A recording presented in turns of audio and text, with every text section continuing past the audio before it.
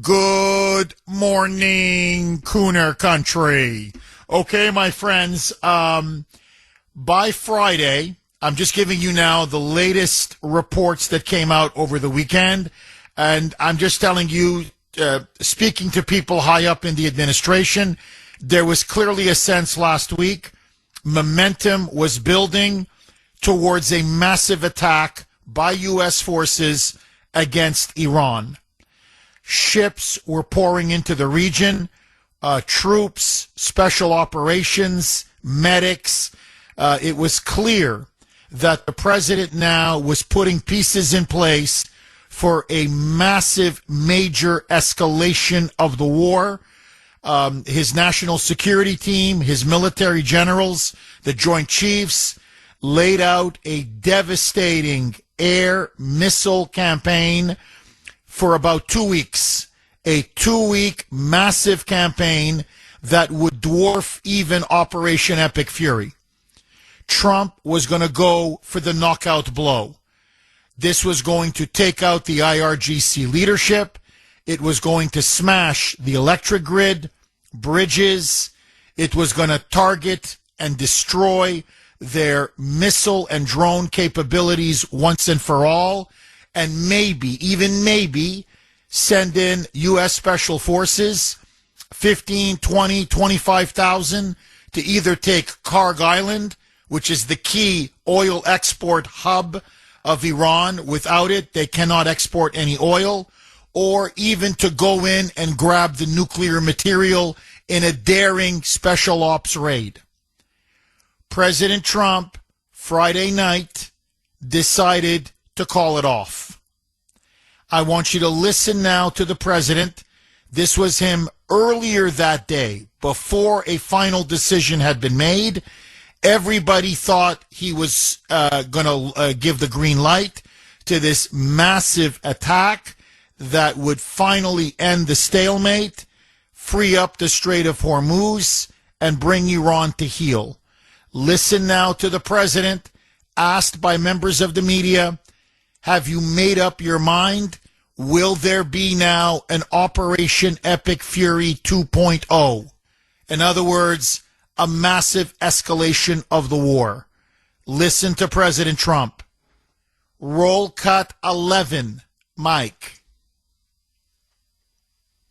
Made a decision about the major strikes that you were referring to? Okay. Should we expect to see major strikes? Look, we're talking to them right now. I think they're getting more and more serious as the days go by, for maybe the obvious reason. But we are talking to them right now. Look, there are two ways. I consider that the smarter way, but the other is probably the easier way, doing what we're doing. And we can take that to a much higher level if we want to. You know, we're prepared to do that, as you know. We're locked and loaded. We're locked and loaded and ready to go, but we're talking to them, so I think while we're talking, we'll see what comes of it. And I believe, Jeff, they're very serious. Okay. They should be. Okay, so we're locked and loaded. You heard the whole clip. We're ready to go, but they're getting more serious about negotiations, meaning the regime, the IRGC, and he wants to give diplomacy one more chance. That's what he concluded after this, several hours later. So what changed? Here is exactly what changed. His military inner circle, led by General Dan Kane, chairman of the Joint Chiefs, told the President of the United States that if we were to do a massive escalation of the war, it would involve having to use, to some degree, U.S. ground forces. The general was very candid with the president, saying, do I believe we can succeed? No question. Can we break the back of the mullahs? No question. But there will be heavy casualties on the U.S. side. You must be ready to lose American men and women.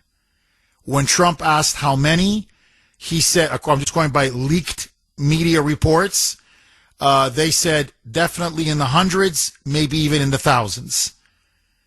Now, furthermore, they said that there would be a lot of civilian casualties on the Iranian side, and that this could escalate tensions and anger people Muslims in particular across the Middle East.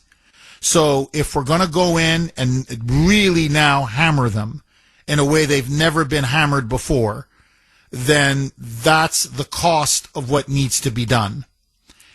Then came the devastating news.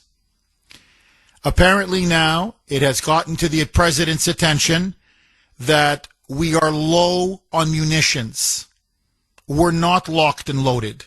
Or we may be locked and loaded, but our clip, our magazine, is half, if not three-quarters empty. The president was told candidly that we have depleted our Patriot missile interceptors, our THAAD missile interceptors, that our munition stockpile is now starting to run dangerously low. In the middle of a war, we are starting to run out of bullets. I'm using this figuratively. We have the bullets. We're running out of these air defense interceptors that we have been using to shoot down Iranian missiles, that our Persian Gulf allies, that we've been giving to them, that they've been using to shoot down their missiles. We are now running low on these Patriot missiles and THAAD missiles. And according to the generals, they said, Mr. President, the problem is if we run out of these interceptors, we cannot protect American bases in the Middle East from Iranian counter-missile attacks. It would expose our men to missiles from Iran and our allies in the Persian Gulf, Saudi Arabia, Kuwait, Bahrain, United Arab Emirates, Qatar. Without those interceptors, their oil infrastructure, their civilian infrastructure would be smashed and demolished, meaning oil would explode to $200 a barrel. So President Trump, faced now with a munitions problem, with a shortfall in munitions, and with the fact that he doesn't want to lose countless American soldiers in any kind of a land or limited ground invasion, didn't just call off for now. He may decide to go with it, but for now, he has temporarily called off this major attack on Iran. In fact, there's been no bombing starting Friday night. He wants to give diplomacy another chance, believing that 2 weeks of bombing, the naval blockade is still on. It's putting tremendous economic pressure on the Iranian economy, that maybe now the IRGC are willing to make a deal. Now, let me be brutally honest with you, and then I want to hear from Kuhner Country right after the break, frankly. I want to get as much input from this audience as possible. Let me just call it the way I see it. I think the president made a big mistake. He made a big mistake weeks leading up to this potential massive attack by hyping it up and hyping it up and hyping it up and saying it's coming, we're going to drop the hammer, we're going to flatten them, their days are numbered, and then at the end, basically doing nothing. In fact, calling off the strikes, any kind of strikes, never mind the massive major attack. It makes it look like the president is bluffing. And that's the one thing you don't want the president to ever be seen doing, is bluffing. Furthermore, the fact now that the major attack has been called off, clearly now is going to signal to the Iranian Revolutionary Guard Corps and the Iranian leadership that the United States does not have the stomach to take casualties, to have American soldiers, men and women, die, and that they don't have what it takes to finish the job. This is only going to embolden and strengthen them both in the negotiations and in dragging this war out all the way until the November midterm elections. But I think clearly, without question, whoever leaked to the media that now our munitions stockpile is so depleted that we may not have enough missiles or air defense interceptors to finish the war. That cat is now out of the bag. How the hell did we get to this point? We're fighting a war and we're running low on munitions and missile interceptors? And let me just state the obvious. You mean to tell me that we are spending over $1 trillion on the military budget? Next year, $1.5 trillion. And we don't have enough missile interceptors and munitions? With all that money being spent?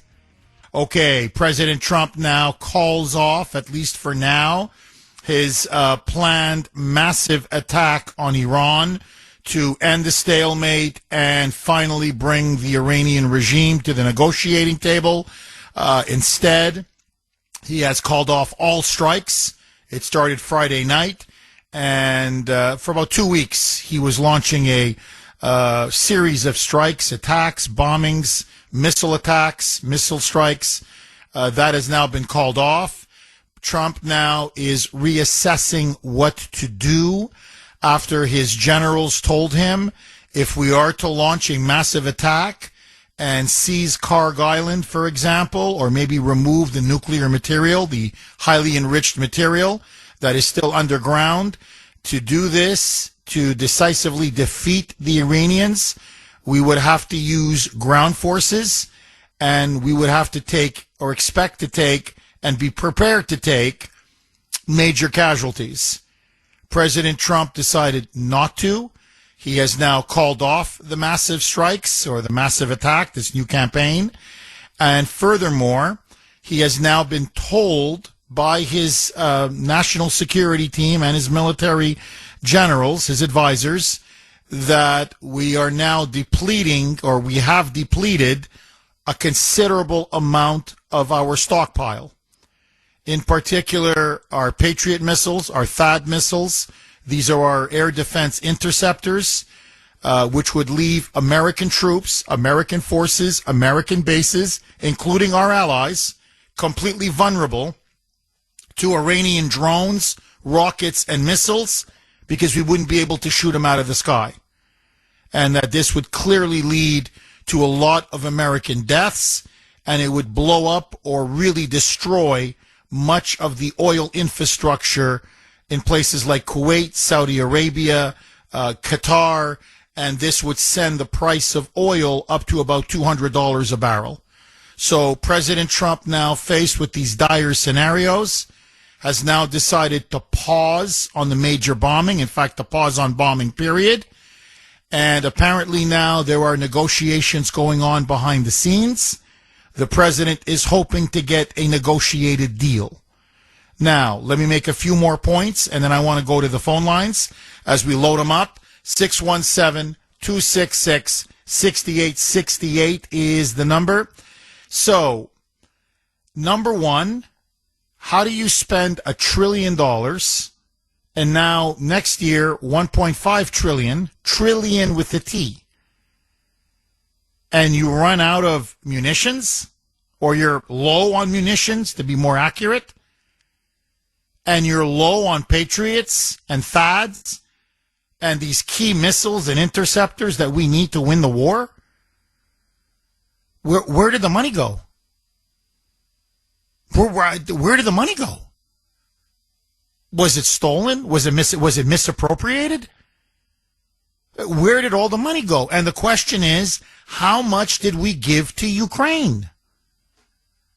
Because remember, I kept warning under Biden and even into Trump's first year. I said, we're just handing all these weapons over to Ukraine, and they're some of our finest, most sophisticated missiles and interceptors and munitions. And guess what? We're depleting our stockpile. And God forbid, if we should need it, we're not going to be able to have it. Well, guess what? I think pretty much what the Kuhner man said, it's come to, come to fulfillment. It's come to realization. Now, here is the problem. Okay, there are many problems.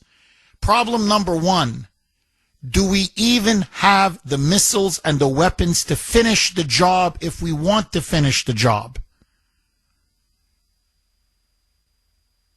That's the key question now. And then question number two, and I said this to Grace last night over dinner, I said, this is what's making me almost sick to my stomach. Russia is watching this. China is watching this. And they're saying, hey, the Americans are running out of weapons. In this case, interceptors and missiles. If China wants to take Taiwan, boys, now is the time to do it. In other words, our strategic deterrent now has been weakened and undermined by this leak. Now the world knows, you know what? The United States, they're running low on ammo. So can they fight 2 wars or 3 wars at the same time? I think the answer is no. If I'm Putin right now, let me be honest with you. I'd say, boys, drink the vodka. Let's celebrate Mother Russia. And now we take Kiev. We take capital. If I'm the Russians, I'm like, guys, there's nothing left for them to give to Ukraine. Let's go and make it right now an absolute blitzkrieg. Mobilize as many Russian forces and throw everything at Kiev. The capital will fall. So what I'm saying is now it has exposed us on the world stage and potentially emboldened our enemies. I hope they don't do anything. But now we're starting to come across as a paper tiger because the word is out. We depleted much of our ammunition. Much of our munitions and our missile stock. Now, furthermore, one more point. Pete Hegseth, Secretary of War, and I've told you, he has a lot to answer for this war. Secretary of Defense is the one who plans the war, who helps to implement the strategy of the war. He's the one that's supposed to stay on top of all of this. Hegseth went to Congress late last week. To the shock and horror of everybody in the room, and frankly, to our troops, to U.S. military command, and to the world. Hegseth stated that we have spent $37.5 billion on the war so far in Iran. I don't believe him. You want the honest truth? I think it's more like $100 billion. Okay, but let that go. Forget that. He then said, we don't have the money to finish the war. You can text the Kuhner man, 70470, 70470. This is from 603. Jeff, how long have you been saying that by Biden giving away so much of our military munitions to Ukraine to fight Russia, it would leave us dangerously low on munitions if we ever needed them for a war that we had to fight? Honestly, 603, it was so obvious. And I kept warning and warning. And look, what Biden did was criminal and it was treasonous. And now here we are. And I'm not going to sugarcoat this. Honestly, my blood is boiling. That we, the great United States, have now arrived at this point. I want to read a message I got from Dolores on Messenger because I think it sums up the feeling of so many of you in the audience. Good morning, Jeff. Well, good morning, Dolores. She writes, here we go again about negotiating. It's just delay, delay, delay. Nothing will come of it. It's reading the same page over and over and over again.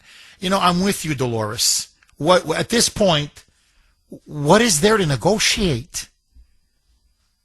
And now, are we not starting to negotiate from a position of weakness? The Iranians are not stupid. You know, they read the New York Times and the Washington Post and the Wall Street Journal and, they read the American media too. They watch Fox News too. They watch CNN too. I mean, it's now this, it's everywhere. We're low on munitions. So they're like, I don't think they even have enough to finish the war if they want to finish the war. And Trump now has called off a major strike because it was leaked that he doesn't want to take major casualties, at least for now. So if I'm the IRGC, all we got to do is hold that line. And eventually November will come around. And they believe the Democrats will win the midterms. And by then, the Democrats will force Trump to lose the war in Iran. And we're almost, what is it, one more week? We're August 1st. And then, it's August, and then it's September. We're in the middle of the election season.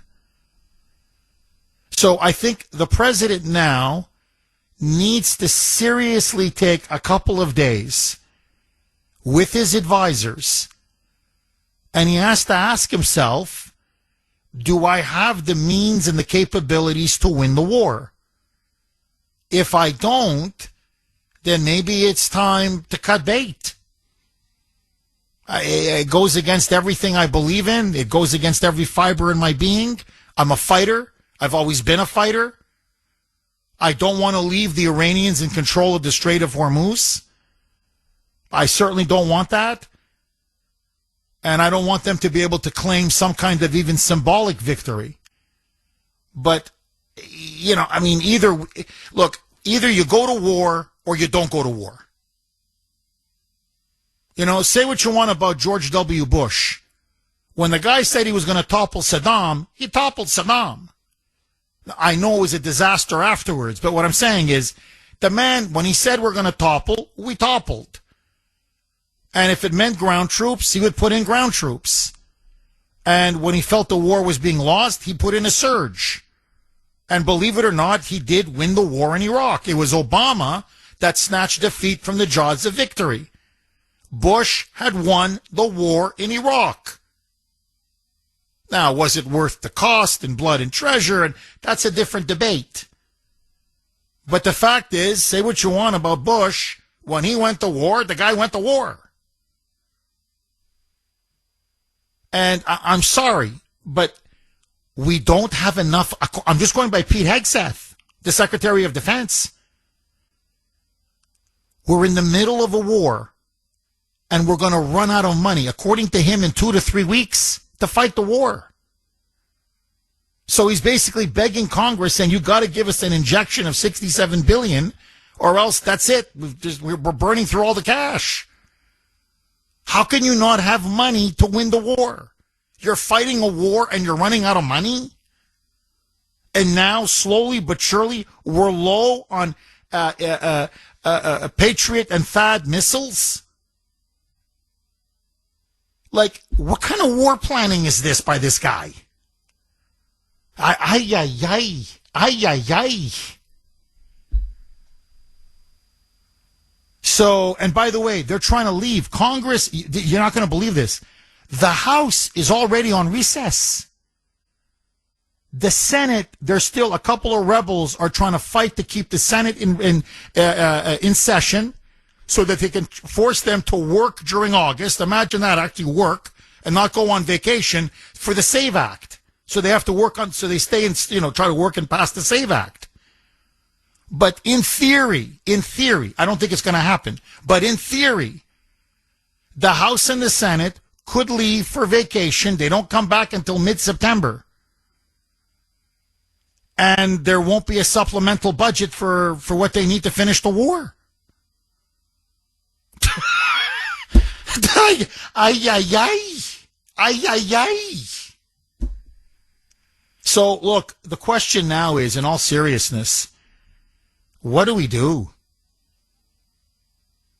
Now, if Trump wants to finish this, let's finish it. But you got to be candid with the American people.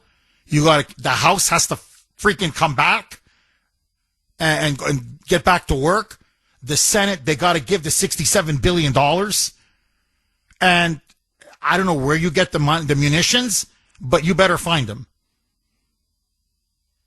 or just walk away. Because to me, we're bombing, then we're not bombing, we're negotiating, we're not negotiating. It's just dragging and dragging and dragging. And frankly, now it's starting to cost us our prestige and our credibility. Agree, disagree. And to state the obvious, Trump is deep underwater now in this war. It is an unpopular war. Gas prices are starting to go up. The Strait of Hormuz is now completely blocked again.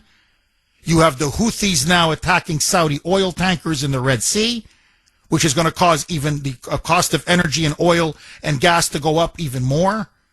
So domestically, he's paying a price for the war, but there's no conclusive, decisive, swift end to the war. It's almost now the worst of all possible worlds. So I think the president now has to seriously reassess and reconsider, and for God's sake, make a decision, and this time stick to it. Agree, disagree, 617-266-6868. Okay, Mike, I've got a full board.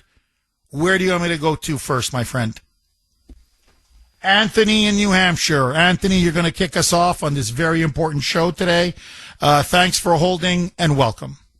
Jeff, I listen to you. I'm a very loyal listener, but sometimes you can really be a drama queen. You honestly believe the United States of America is running out of ammo. You and me do not know what's happening behind the scenes. America has no idea what our government is doing. You think this country is not building missiles and fulfilling a stockpile? We're the greatest superpower in the world. Going into Iran, this is a small thing. This is nothing for this country to handle. We are fully stocked. I know Trump always has a plan. He always does. But you got to just relax a little bit. Pete Hegseth, he doesn't create the plans and everything. He's in the same room with all the generals, all the advisors. They come together as a team. But you got to relax. Our president and our military are not sitting down watching their missiles be depleted. It's totally being refilled constantly. Well, missiles, Anthony, just so that you know, Patriots and THAADs, they're not rebuilt in a week. It takes years to replenish a stockpile. And we were already half low because of everything we had given away under Biden. So that's one of the problems, as I pointed out. And I said it was going to bite us. And for whatever reason, I'm just telling you, look, Anthony, you can yell and scream at me and call me a drama queen till the cows come home. This is what the generals have told Trump. This is what they've told him. We're running low, not on ammunition. I use that as a phrase. We're running low on air defense interceptors, basically the missiles, the Patriot missile and the THAAD, which we need to defend our bases, defend our troops from Iranian missiles, and that our allies desperately need to protect their oil because the Iranians are, blasting missiles and drones and rockets to destroy their refineries. So if we're running dangerously low, that means their missiles can start getting through, which means they can destroy that oil infrastructure and they could kill many more U.S. personnel. Now, that's literally what General Dan Kane, the chairman of the Joint Chiefs, backed by the full Joint Chiefs, and the vice president, and many others told the president. That's why the president has called off this massive attack. So, I'm sorry, but that's just the reality of the situation. So apparently we were told the Iranians were the ones whose military capabilities were pretty much obliterated. But all this time it was the United States whose military capabilities were dwindling down. That tells me that someone is providing the Iranian government weapons or at least the capabilities to continue this war. It looks to me like we, the great United States, has egg on our face. This really upsets me, Jeff. I voted for Donald Trump 3 times, and I still support him. but someone is deliberately giving him false information. Ken, I agree with you. I completely agree with you. I think there's no question. And I think that's why there needs to be an investigation done. No question now. That's what I mean. He has to have a reassessment and a thorough investigation. Where the hell is the money going? And we don't have enough Patriots and THAAD missile interceptors to properly prosecute and win the war? Unacceptable. Heads need to roll. And look, now we understand why, because there's, reporting has confirmed this, that over the last couple months in particular, Russia and China have really upped their support for Iran. They've really increased their support. They're pouring in weapons. They're pouring in missiles, drones. They're using these guided sort of satellite systems to make their missile attacks more precise and more deadly. And I think they feel now that they can, protract this war and eventually force this thing all the way into November. And then they believe their greatest asset, their ace in the hole, are the Democrats. And all the Democrats have to do is win back the House and the Senate. And it's going to be almost impossible for Trump to then successfully prosecute and win the war. So I think there's no question. Iran is being replenished from the outside by Russia and China. And Trump has been given some very bad information. And anyway, that information was important. It was pivotal in him canceling the massive strikes, the massive attack he had planned. And now they're going to go the diplomatic track, at least for a couple days. All the strikes have been called off, not one single bombing campaign or missile strike over the last couple of days. And Trump believes, hopefully, maybe the rational, if there are any rational, sane members left in the regime, will say, you know what? This war is costing us. It's costing Iran. It's costing the world. Let's make a deal. But according to press reports, the IRGC, the hardliners, in fact, they want to escalate the war. They're arming the Houthis. They want the Houthis now to launch even more attacks on Saudi Arabia, to block off even more of the Red Sea. So they want to widen this war, and they want to bring in as many other countries and terrorist groups into the war. 617-266-6868. So let me ask all of you, what should the United States do at this precise moment? Dave, our Western PA constitutionalist correspondent out in the Pittsburgh area. Thanks for holding, Dave, and welcome. Hey, Jeff, good morning. I just sent you a message on Messenger, and I think either we're bluffing them or if I do believe that they're depleted because of the Biden administration, Jeff. We gave away the candy store, Jeff, to sugar-filled kids, theoretically speaking. But if what you said is right about Headset, and I think he's a pretty honorable guy, Jeff. I know you don't think highly, and I respect that. That's your opinion. But he's a lot better, obviously, than past Secretary of Defenses or War or whatever you want to say. But he's more accountable, Jeff. At least he goes to Congress and gives them updates and say, look, this is what we have. This is what we're at.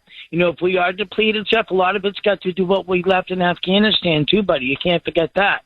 The withdrawal out of the other big so-called successful withdrawal. Oh, yeah, no question. Oh, no question. And what we gave to Ukraine, we gave them the store.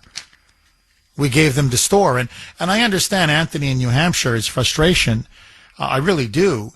But, it's not like baking a cake or, making a cheesecake or donuts. You're in the military for a long time, Dave. These Patriot missiles, very sophisticated, a lot of components. They're not easy to make. They take they're expensive. They're very expensive. And they take time. These are orders that you put out a couple years, say like in 2029 or 2030. You put them out a couple years ahead in order for these orders to be fulfilled. So to replenish takes time. And, when you're in a war, that's the one thing you don't have is time. So that's why the generals were so candid with the president. Now, they told him, we'll win. You want to win? We win. Yeah, it's not like we don't have other weapons. We're just talking about this category of weapons. But he says that leaves us, I'll tell you exactly what Dan Kane said, that leaves us vulnerable to these Iranian missiles. Because now we can't shoot them, or we're going to run out, and we won't be able to shoot enough of them down. So our casualties are going to go up.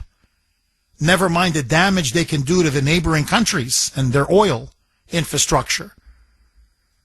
So he says, unless you're willing, if you're willing to incur this, fine, let's go. And Trump said, let's call it off. Let's call it off, and let's try to do it another way. In other words, through negotiations. So, look, to me, there's two things, Dave, and I want to get your take. That we're low now on Patriot missiles and THAAD, these interceptors, but that we're running out of money for the war, I mean. This is straight from Hexeth's, from the horse's mouth, as they say. Hexeth testified under oath. He said, we've spent $37 billion so far, but we're burning through cash. It's very expensive. See, this is the problem, Dave. Iran launches a $35,000 drone, and we will fire a $2 million missile to knock out that drone. So 35,000, 2 million. Keep doing the math. So 35,000. By the way, this is happening in Ukraine and Russia as well. So they're using these very low-tech but very deadly and cheap, relatively cheap drones, 15, 20, 25,000 bucks. And you're using these high-powered missiles that cost millions to shoot them down. Well, these missiles are super expensive. You can't just keep stockpiling them. And so you begin to run out of missiles. But the drones are easy to make, and they're cheap to make.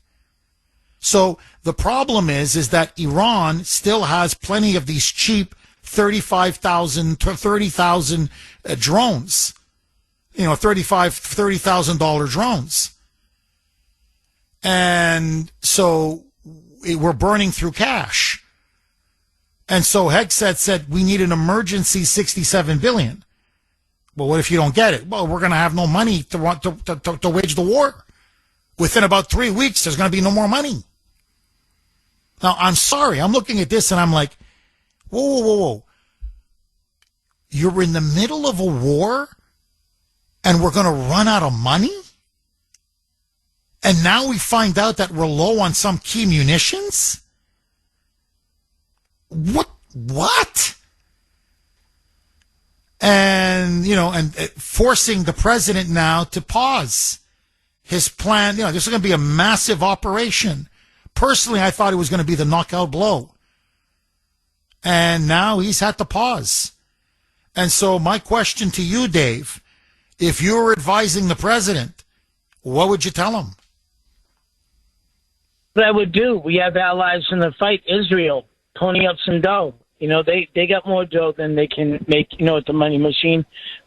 And how about some of the countries that are getting hit? What about Turkey? I thought they were our NATO ally, Jeff.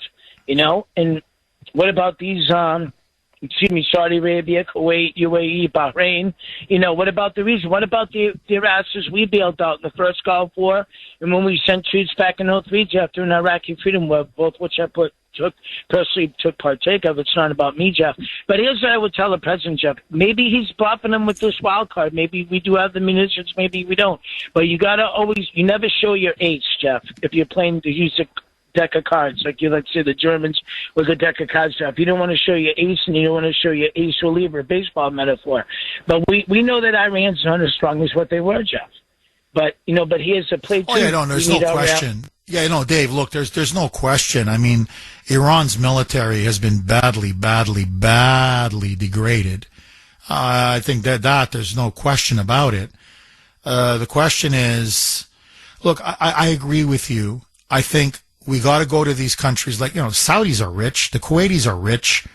These Persian Gulf countries are swimming in oil money. Even now, I know things are bad, but they still have a lot of money.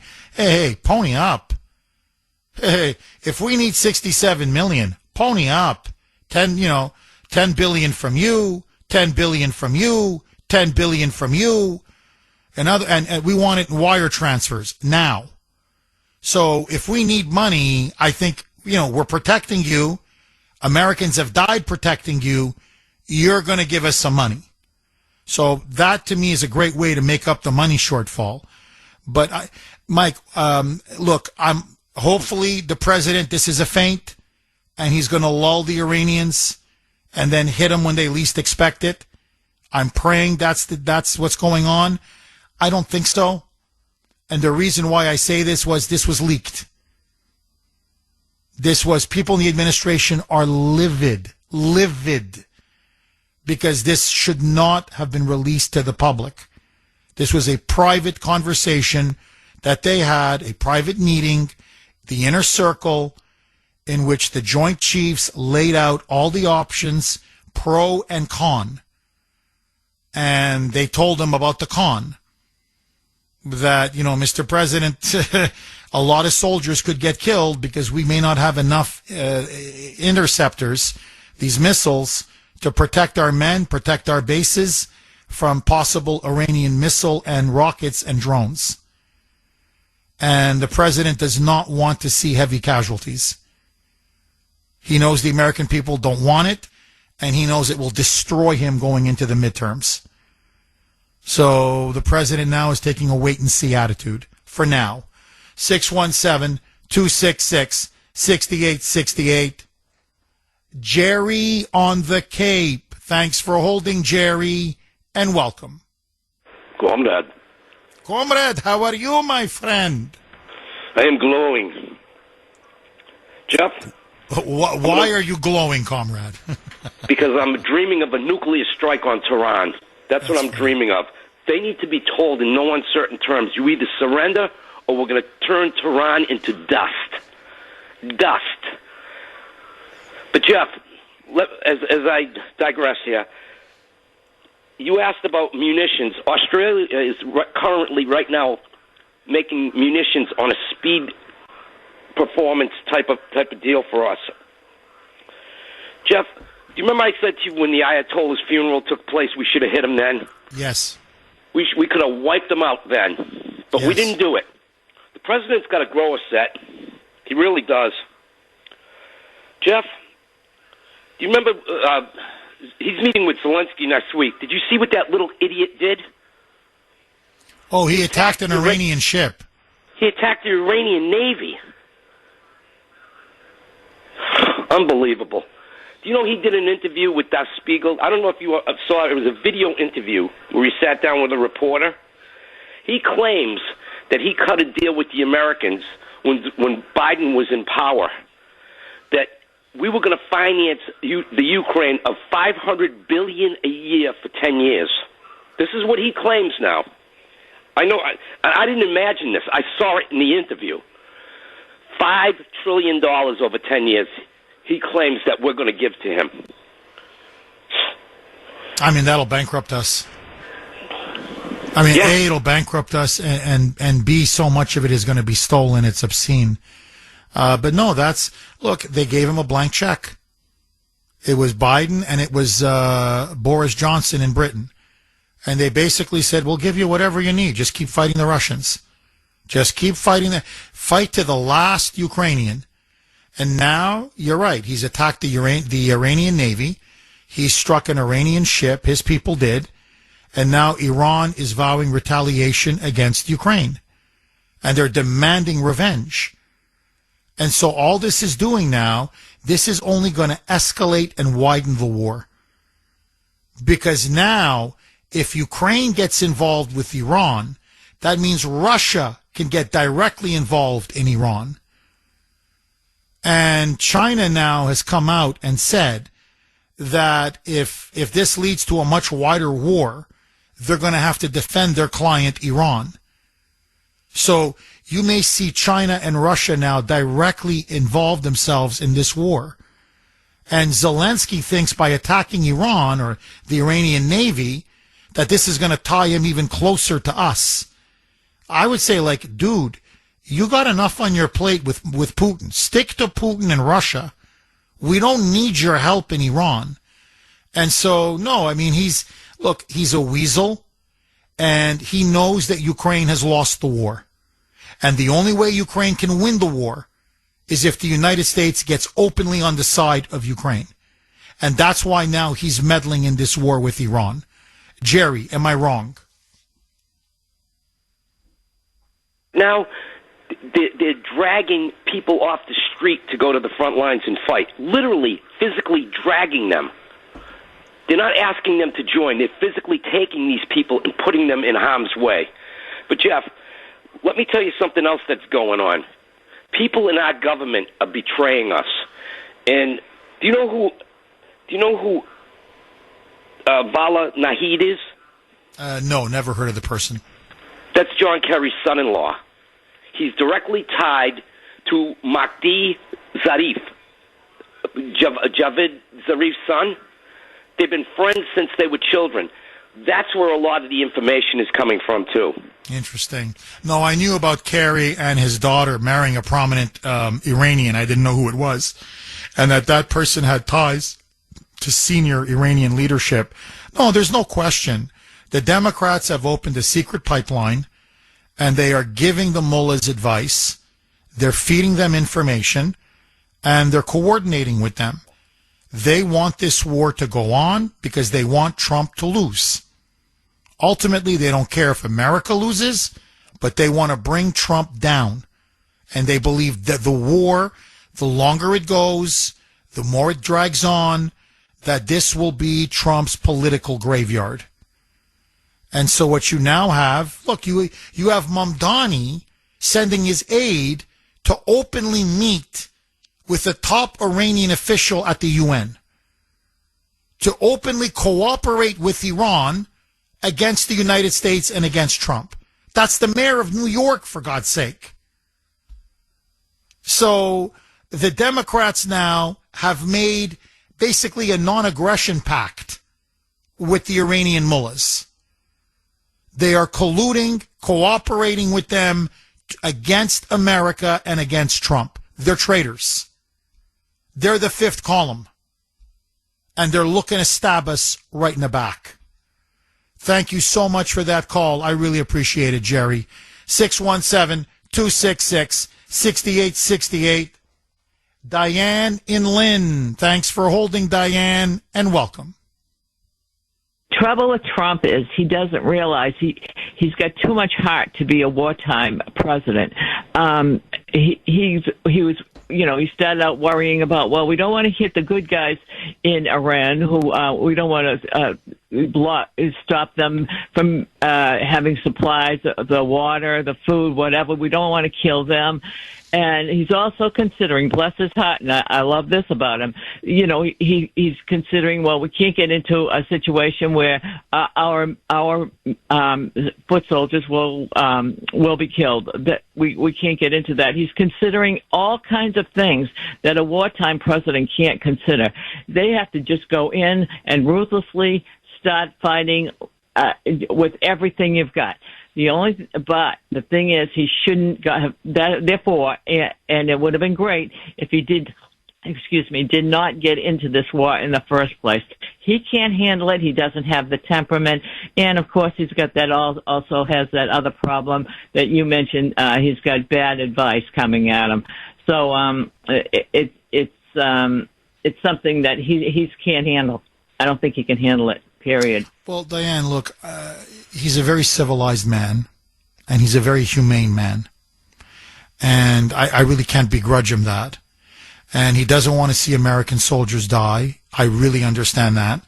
And he doesn't want Iranian civilians to die. And I also can really understand and respect that. But I agree with you. War is a very dirty business. And so much is at stake when you go to war. You can also text the Kuhner Man, 70470, 70470, 617-266-6868 if you want to be part of the show. Okay, my friends.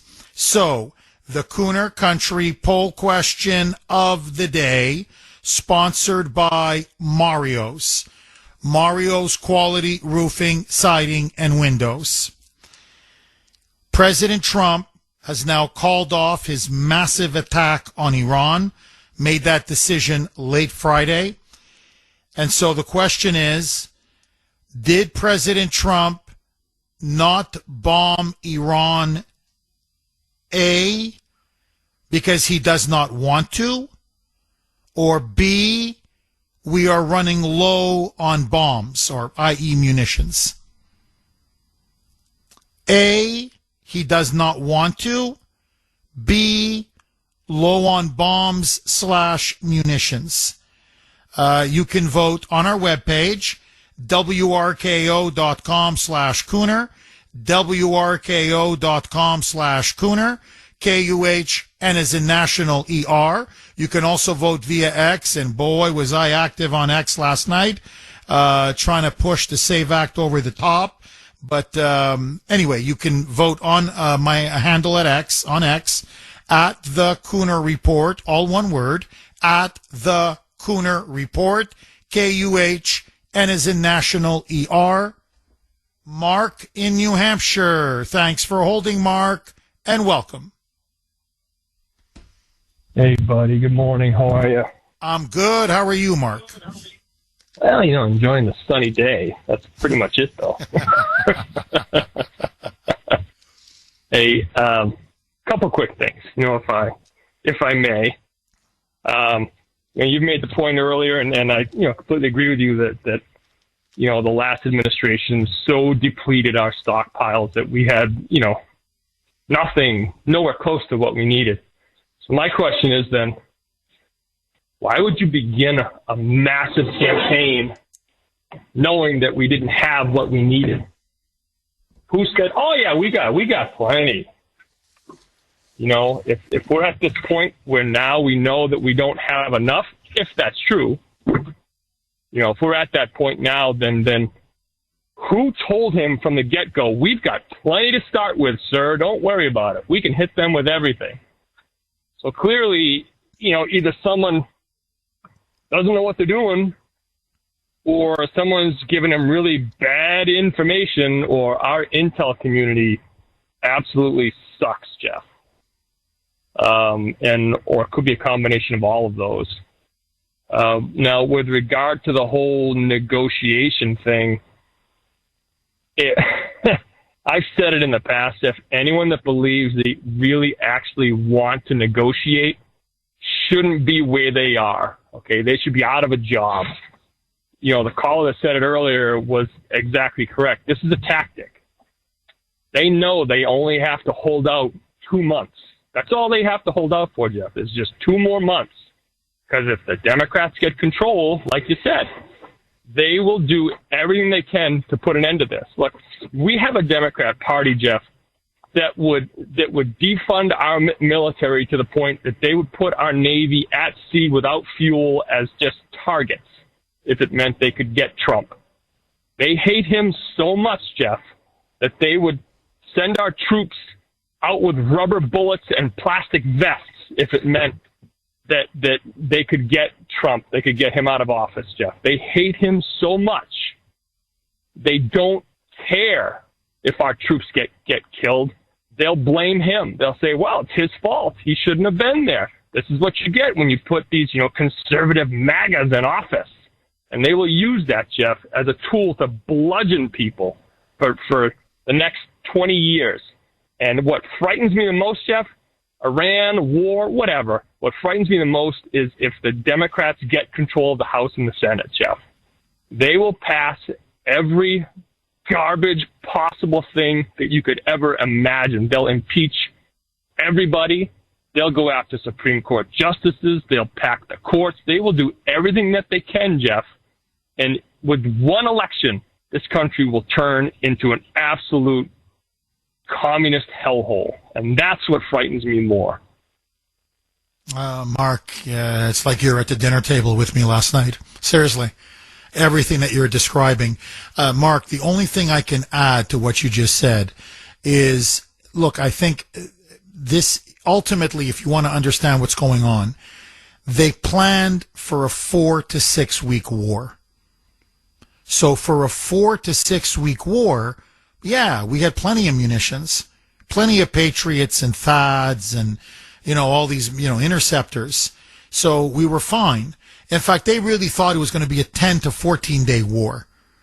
That's Lindsey Graham, Jack Keane, that clown on Fox News. All these others said, no, you just kick the door down and the whole rotten structure will come crashing. And that's why they knocked off the Khamenei, the previous Ayatollah. They took out the entire IRGC leadership. So they thought this was going to be another Venezuela. Quick, clean, surgical, decapitate the regime, and then the whole thing will just collapse. So they figured, look, 4 weeks. Trump kept saying it over and over again. This is no more than 4 to 6 weeks. This thing, he said, will be over by early April. Yeah, they had enough for early April, but they underestimated the staying power of the regime. Okay, Trump calls off a massive attack on Iran. In fact, no strikes. Forget the massive attack.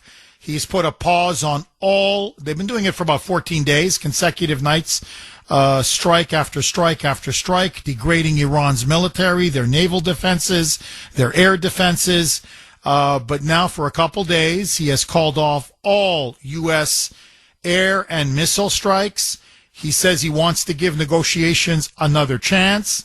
And it got leaked through someone within Trump's team that the president was told in a meeting with the chairman of the Joint Chiefs and his top military generals that we are now running low on Patriot THAAD missile interceptors, that if we should do an invasion or a big attack on Iran, this would leave our forces, and especially those in our U.S. bases in the region, exposed because we don't have enough interceptors to shoot these missiles out of the sky, to Iranian drone and missile attacks, and this could lead to heavy, heavy casualties. So the president now, temporarily at least, has shelved the idea of Operation Epic Fury 2.0. My question to you, where do we go from here? And if we're not willing to finish the job, or maybe we don't have the munitions stockpile left to finish the job, I don't know. I want this to be confirmed from the White House. I'm just going by what's being leaked to the media. But if that is the case, is it time for us to come home? To basically cut bait and let the rest of the world deal with the Strait of Hormuz? Because obviously, for whatever reason, we are not willing to deliver the hammer blow. 617-266-6868. What say you, Russ in Boston? Thanks for holding, Russ, and welcome. This is no surprise that the supply is a concern for all the obvious reasons, okay? But what disappoints me is this conversation is giving aid and comfort to the foreign and domestic enemy. And I'll repeat that. This conversation is giving aid and comfort to the foreign and domestic enemy within this wonderful country. Now, as I said last week, it's time to bomb the hell out of them and end this thing once and for all. And a lot of Iranian people have to suffer. But you know what? You do suffer from the sins of the father. And your father has been the Ayatollahs. That's been your father. And you have to suffer from it, unfortunately, okay? And as I said, I'm sick and tired of listening to the cowards in this country and in Europe of Iranian descent that don't have the will to fight and go back and defend their country, okay? They're the ones that should be in the ground troops, not American troops for sure. Now, President Trump is forced to fix this mess that was created by several incompetent Democratic presidents. That's why we're here today with this, because of incompetent presidents, and they've all been Democrats that have been the incompetent presidents. You know, Russ, I mean, I agree with you, obviously, you know that, across the board, on almost practically every single point. My question to you, Russ, is this. If Trump is not willing to do the massive bombing campaign, the massive attack, right, as they were saying, if he's now, at least for now, pulled the plug on it, because it would entail American casualties, because he doesn't want to kill that many Iranian civilians, and because now his own generals have said, be careful, we may not have the munitions to properly protect our troops should the Iranians fire back with their missiles and their drones, and so be ready to take heavy casualties. If the president is not willing to take those kinds of casualties, and he's not willing to do the massive bombing campaign that we need to topple or at least break the back of this regime, Russ, then what do we do then? I mean, I understand your point. Your point is I'm giving a strategy for victory. But if the president, for whatever reason, is not willing to go down that road, in other words, you don't go to war with the army you have. Sorry, you don't go to war with the army you wish you have. You go to war with the army you have. Well, this is what he has. And this is how far the president's willing to go. If he's not willing to go as far as you want him to, what should he then do? Status quo? Just bomb them, try to get something done at the negotiating table, wait for the naval blockade to just economically squeeze them and strangle them. Because that's another, Trump came out and made a very interesting comment, and I believe him. He said, I don't care if this war goes now beyond the midterms. In other words, he goes, don't think I'm on a clock, that somehow I have to get this thing done by the midterms. So it's almost like he's conceding the midterms, or at least conceding the political fallout from this war for the midterms. So he's basically saying, look, if I got to wait another 2 months, another 3 months, another 4 months, I'll wait. Meaning I'll give the sanctions and the blockade the time to really now economically just choke Iran to the point of submission. And if I ought to just bomb them and keep bombing them, what they've been doing the last couple of weeks, if that's what it takes, that's what it takes. So, Russ, is that the strategy? Are we basically now, is it Trump's just going to basically squeeze them and put the screws into them until eventually they cry uncle? And is that acceptable to Russ in Boston?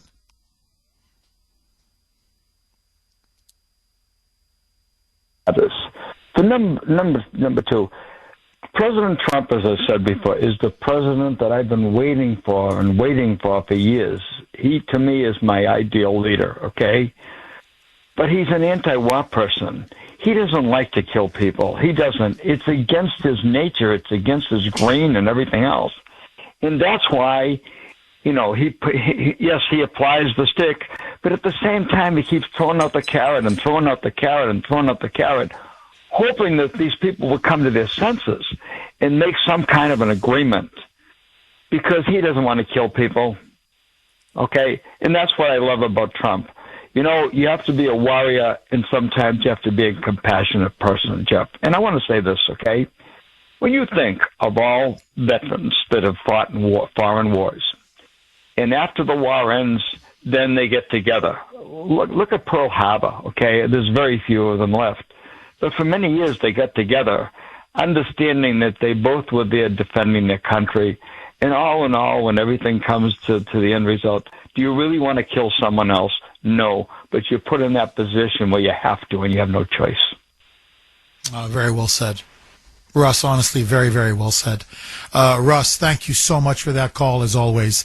Mark in Medford, thanks for holding, Mark, and welcome. Like you always say, Jeff, I'm going to be honest with you like I'm in the confessional. Quite frankly, Jeff, I don't know what's pissing me off more. The fact that Joe Biden gave all of our crap away, and not to mention what he left in Afghanistan, that we could have probably brought back or, maybe destroyed, I don't know there. The fact that someone in our government and in Trump's administration hates this country so effing much that they're willing to see this happen and leak this crap out. And another thing, Jeff, You got Bibi Netanyahu just sitting there doing nothing because Trump told him sit tight, sit tight. Well, maybe it's time that Trump gives Bibi the green light to go in and finish the effing job. You know, Mark, I got to say, I've been thinking this now for a while.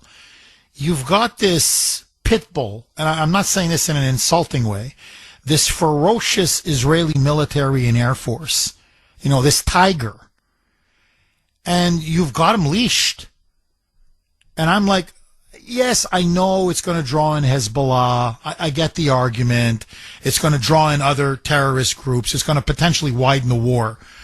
But man, they can hammer Iran. Like, I mean, only second to us. And I'm like, if you've got this tiger, let the tiger loose. And it's not like the tiger doesn't want to fight. You know, Bibi, he's coming tomorrow to the White House to speak with Trump. And what's he going to say? My boys are ready. My men and women are ready. All we want is the green light. Believe me, you want to bomb Tehran? We'll bomb Tehran. You want to target the IRGC? We'll target the IRGC. You want to smash Karg Island? We're happy to smash Karg Island. In other words, look, we're not going to hold back. And we've got Patriot missiles. Maybe you guys went a little bit low because you gave half of it to Ukraine. But we're loaded with Patriot missiles. So turn us loose.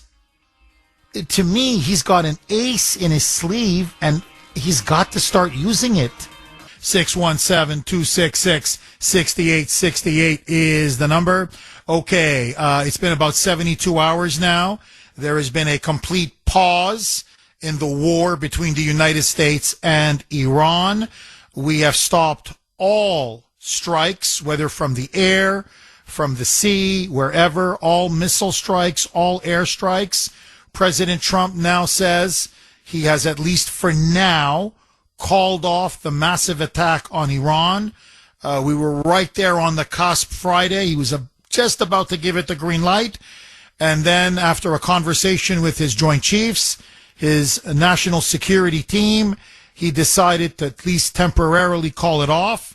And now he says he wants to work diplomacy, try negotiations one more time. Now, you know, I got to say, look, I admire the president, that the fact that he doesn't want to kill civilians.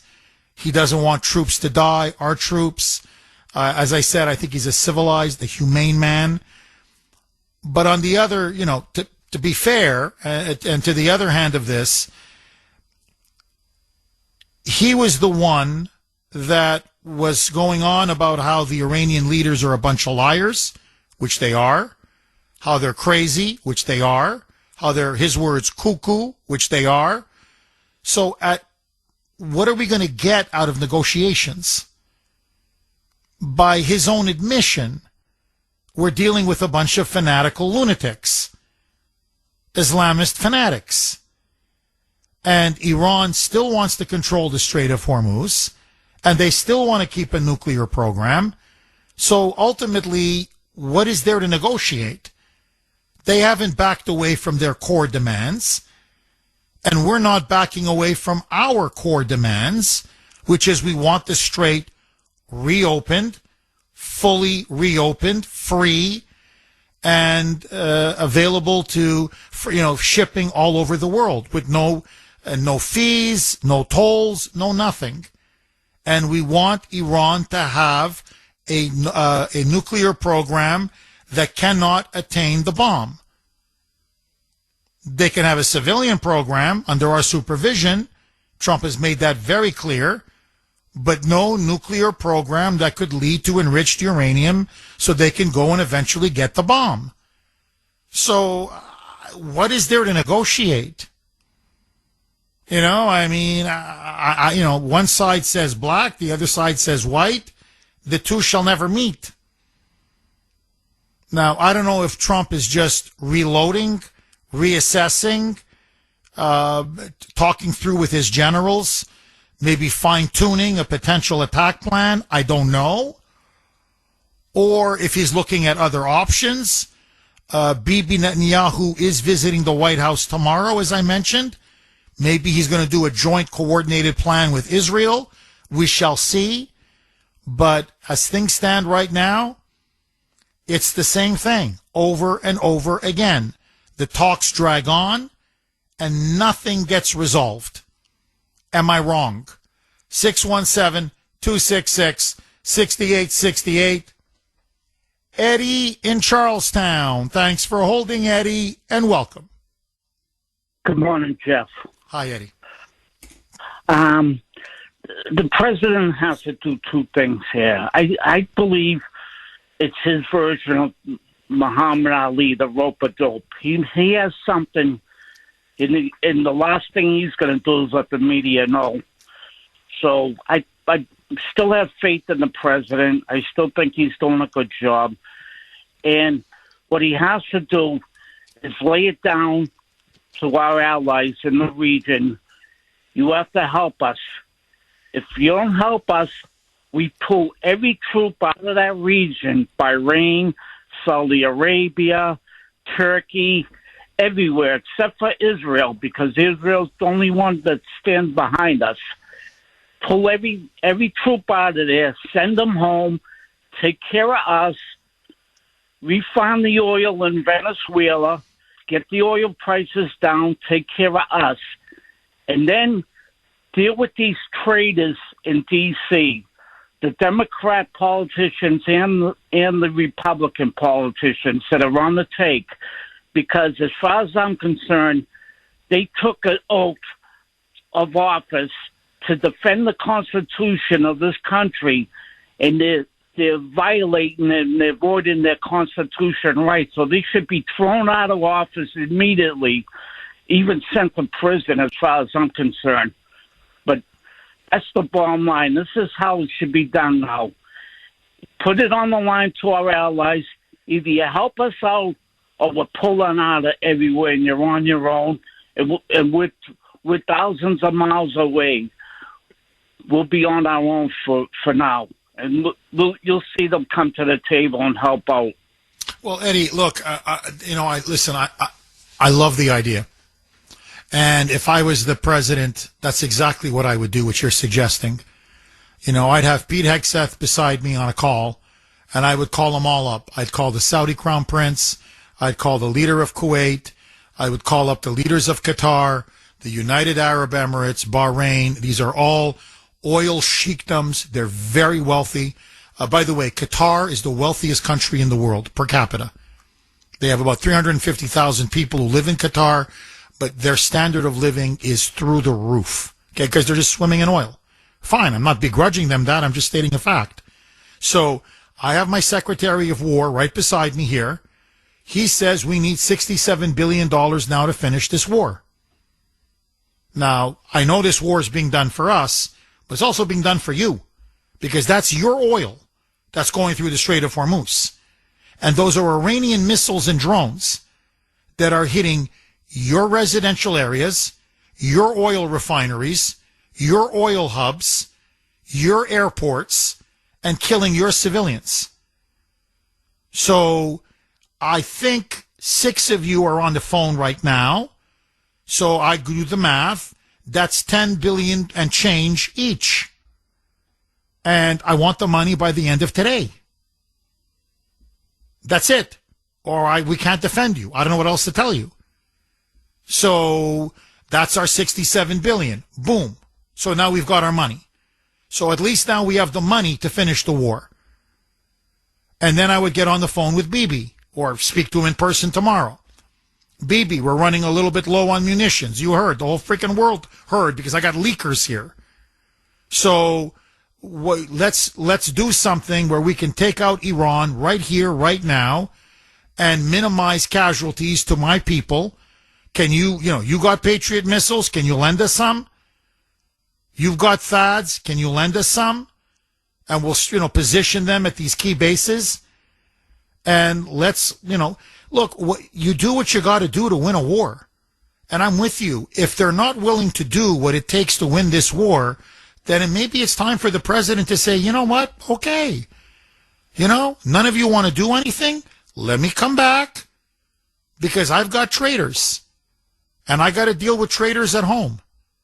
You guys deal with the Iranians. You guys open up the Strait of Hormuz. You guys deal with their nuclear program. I mean, after all, they can hit you. They haven't developed a delivery system that they can hit us. So it's not always going to be, we're the global cop and everything falls on our shoulders. You guys are going to have to help and pitch in. And look, I got to say this, Eddie, and I'm going to give you the final word. What you said, no truer words have ever been spoken. Can you imagine if during World War II, I don't care, Democrats, Republicans, one major political party was openly cheering and siding and allying with Hitler's Germany or Tojo's Japan? I mean, heads would roll. It would be a national outcry. It would be unacceptable. It's treason. It's the definition of a fifth column. And that's what we're seeing now. This is what I just find jaw-dropping.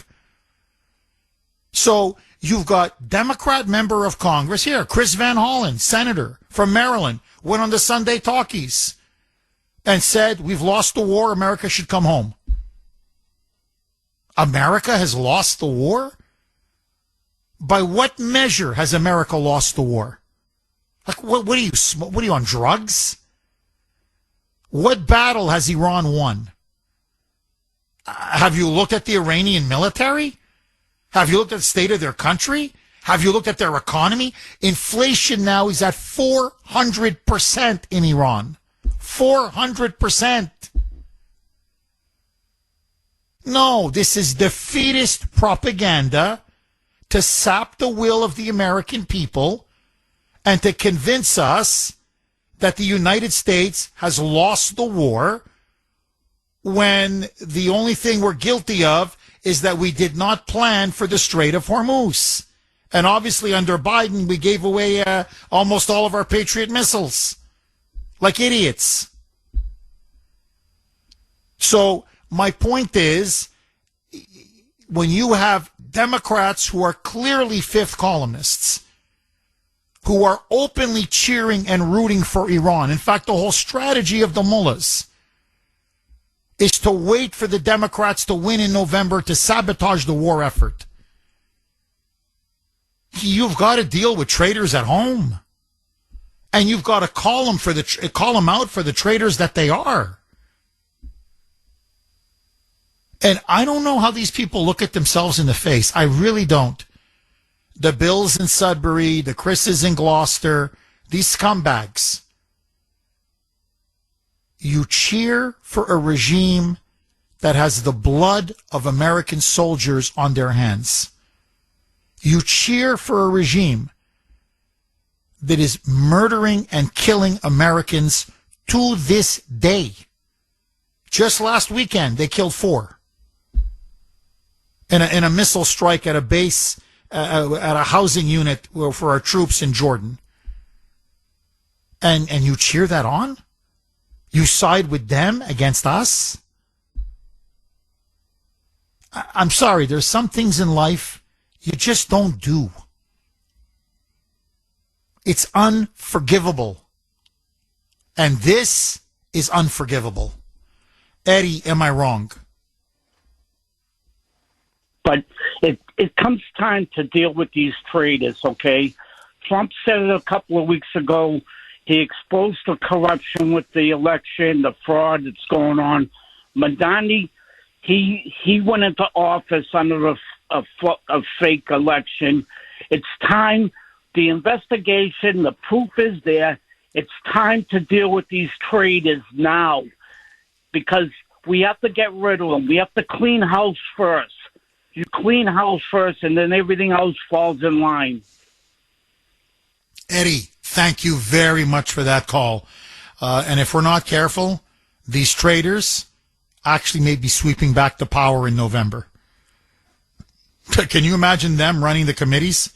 Can you imagine them running Congress? Controlling the purse strings? Ay, ay, ay. Ay, ay, ay. Rob in Milton. Thanks for holding, Rob, and welcome. Jeff. Rob, how are you, my friend? I'm in the parking lot by Boston City Hall, delivering my question to Mayor Wool whether she will allow me to fly the flag of the United States on its birthday, which is August 2nd. I'm hand delivering a letter to her right now. Answer to the question. Number one, just put that blockade far enough out so these people can't use low-tech stuff to hurt us, so we can keep an eyeball on the CCP because they really need the oil. And obviously let our brothers and sisters over in the Arab Emirates and all that stuff pay for their mess. And what we do is come back into our country and wipe out all the Marxist, communist, statists, because, Democrats only defend cities. So it's easy to put buildings and build walls around these cities because that's where the action is going to be for us.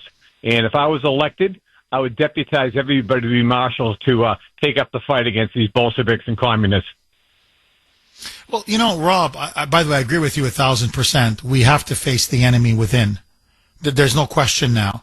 But let me just give you an example, okay? It's not to pick on Fox News, but this is the problem, even with the so-called, and I put it in air quotes, conservative media. There was a New York City talk show host. I don't think he's very good, but anyway, let that go. They had him on over the weekend, and he finally spoke the truth. And he said, you want to know what Mamdani is? He's fundamentally a terrorist. He's a communist, Marxist, Muslim terrorist. That's what this guy really is. He's terrorizing the Jewish population of New York, the Irish population, the Italian population, frankly, anybody who's white. He's clearly got a target on their backs. He's incendiary. He's inflammatory. He's inciting pure hatred and violence. Everything that he said was true. In fact, as Bibi Netanyahu, because apparently Mamdani now is calling for massive protests when Bibi comes to New York to speak at the UN General Assembly. So you have the NYPD, the police are livid with Mamdani, saying we're already at the breaking point. We're working massive shifts, overtime, we're underfunded, understaffed, crime is running out of control in Mamdani City, and now you want crazy protesters, especially Islamist protesters, to pour out onto the streets? I mean, are you looking to get people killed? And are you looking for police officers to be put in the middle of this? And so Bibi came out and said, rightly, that Mamdani openly cheered October 7 and the attacks on innocent Israelis, women, babies, children, you name it, and that he is a big supporter of Hamas, and which is a terrorist organization. And so because of this, Fox News apologized. They got this host of theirs come out with this groveling apology, this groveling, pathetic apology. Mamdani's not a terrorist. He's not a Marxist. He's not a communist. His faith has nothing to do with anything. In other words, you can attack him for raising taxes and for maybe saying some nasty things about the Jews, but don't really call him out for who and what he truly is. I mean, pathetic. That's why I don't do corporate media, because they own you, man. You stand there and you hear the truth, what frankly many New Yorkers are now thinking, rightly so, and you got to muzzle your mouth to get the paycheck, and then look in a camera and lie to your viewers. It's disgusting. And Rob, it goes to your point, we have to speak out. How can we speak out when the so-called media that's supposed to be on our side doesn't even have the guts to call out the enemy within? Rob, am I wrong? No, you're not wrong because they were all in on it. I just think this is, Jeff, on Trump's strategy. I think it's the right move to get away and rebuild the stuff that we need because we just need a little time. He said it. It doesn't matter how long it takes for us to take them out. We don't need their oil, but we got a clean house in the States. I'm almost going into City Hall right now, okay? We need to clean these people because they don't care what we say. They don't give a rat's nose what we say. We get the red-green alliance here, and they're all in on it except the Patriots. And we can organize, and we can do what we got to do, and we can win. God damn it, we can win. No question. No question. Well, we have the numbers. That's we have right. the numbers. See, this is an they just 80-20 even- nation. This is not even a 60-40 or 55-45. We're an 80-20 country. The only question is when we are the silent majority, if we become the unsilent majority, if we become the outspoken majority, that, you know, the mad as hell, we're not going to take it anymore majority, and speak out, and finally politically go on the offensive, nobody can stop us. No force on earth can stop us. Rob, as always, thank you so much for that call. 617-266-6868 is the number. Arthur in Chestnut Hill. Thanks for holding, Arthur, and welcome. Jeff, when's the last time a traitor was arrested and then brought to trial in this country? I can't remember when. Honestly, it's been that long. Yeah. Well, it's never been happening. And Mark Kelly is still not been arrested. And not only that, if you can believe it, he's still on the Intelligence Committee. And CBS for helping him divulge that the fact that we were low on supplies. What is wrong with us that we allow this to happen? And Trump is the biggest fool I've ever seen prosecute a war. He's the wrong guy. And you know, when I see him at a news media dinner, telling jokes and laughing it up, when everything with what's going on in this country and what's going on with the war, that he doesn't know what to do first, and he's being paid for a fool. And if he's being played for a fool, then we're all being played for fools. It's disgusting to watch him. You know, Bibi Netanyahu was on Maria Bartiromo. You know what? I wish that's the greatest leader in the world. I wish we had a leader like that who's calm, to the point. Arthur, can you do me a favor? We're up against the break. Please, I want to come back to you. Okay, the president now calls off a massive attack on Iran. He says he wants to give a negotiated solution, a potential deal made at the negotiating table. He wants to give diplomacy one last chance. Agree, disagree? Linda, let's go right back to Arthur in Chestnut Hill. Arthur, you were making the point. Bibi is the greatest leader in the world today. He's calm. He delivers answers succinctly, concisely, to the point. He doesn't show his hand, and he's willing to go for the jugular. Please pick up where you left off. You and a lot of the great callers that called this morning all pointed out the same thing. He's the one who should be in charge. You know, we don't go to war, Jeff, because we want to kill people. We go to war because we want to stop the other side from killing people, and that's what Iran has done to our finest people that we have in this country. Our finest. They've been killing and maiming our soldiers all through Iraq with terrorist attacks. They murdered 60,000 of their own people. Who wants to negotiate with people like that? It's insanity, and you can't negotiate. And the definition of insanity is doing the same thing over and over again and expecting the same result. Well, the same result is that we never get any negotiation from these people. All they do is get the stalling tactic that they want. And forget about what he does or he doesn't. And even if he wins this war, we're not going to win the fall elections because of voter fraud. And you remember what Biden said in his most truest moment ever. We have the most strongest voter fraud organization ever put together in the history of voting. And you know what? It's proven time and time again. And I'd like to say something else.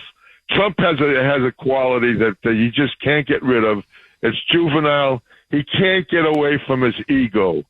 You know, how brilliant can you be when time and time again, I'm sure his generals tell him you can't fight a war when you have to worry about the casualties on the other side.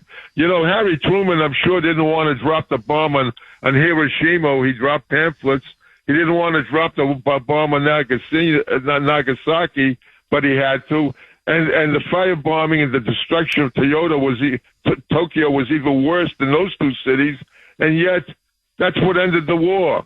Well, you know what? I'm sure the Iranian people who have lived under this regime for 47 years, they don't mind. You can always rebuild a city or a country, but you can't always get your freedom. And you know what? They rebuilt those cities in Japan better than before. It's only a country like us that destroys our own cities. But if he doesn't turn around and stop with this negotiation nonsense, and you know what? The Chinese have infiltrated our government with spies, and why he's stop the blockade so the Chinese could get oil, and it's no question that they're the ones bringing in weapons, China and Japan. But you know what? You notice that China, Japan, they never speak in public. None of the Trump is the only one, like a fool, goes out and he thinks that this war is a TV show and wants to talk to the press who he hates and tell everybody what he's going to do. If he kept his mouth shut and stayed in the bunker in the White House and figured out what to do next and not let anybody know what he's going to do, because the first rule of war is never let your enemies know what you're going to do. You know, with the way he would have done it, he would have told the Nazis we were going to go into Normandy. I mean, doesn't he learn from the history of warfare? Arthur, thank you very, very much for that call. So Arthur, obviously very unhappy with Trump's leadership of the war, thinks he's telegraphing way too many moves. He's talking in public too often, and basically now it's fish or cut bait. Either finish this and end it, or stop all the talking and the bluster and the threatening. And Arthur believes that negotiations is a dead end, diplomacy is a dead end, and let Bibi take over the leadership of the war. Bibi will finish Iran, and Bibi is the man who can finally end it with our support, Israel, the United States together, and one final push, and the regime will crack and break. Agree, disagree, 617-266-6868. Linda in Medford. Thanks for holding, Linda, and welcome. Yeah, I'd like to make two quick points. One, yes, I agree with the prior gentleman totally. The other thing is, on some of this stuff like... Linda, please hang on. I'm going to come right back to your call. We're up against a break. Okay, just very quick, because I want to go right back to Linda in Medford.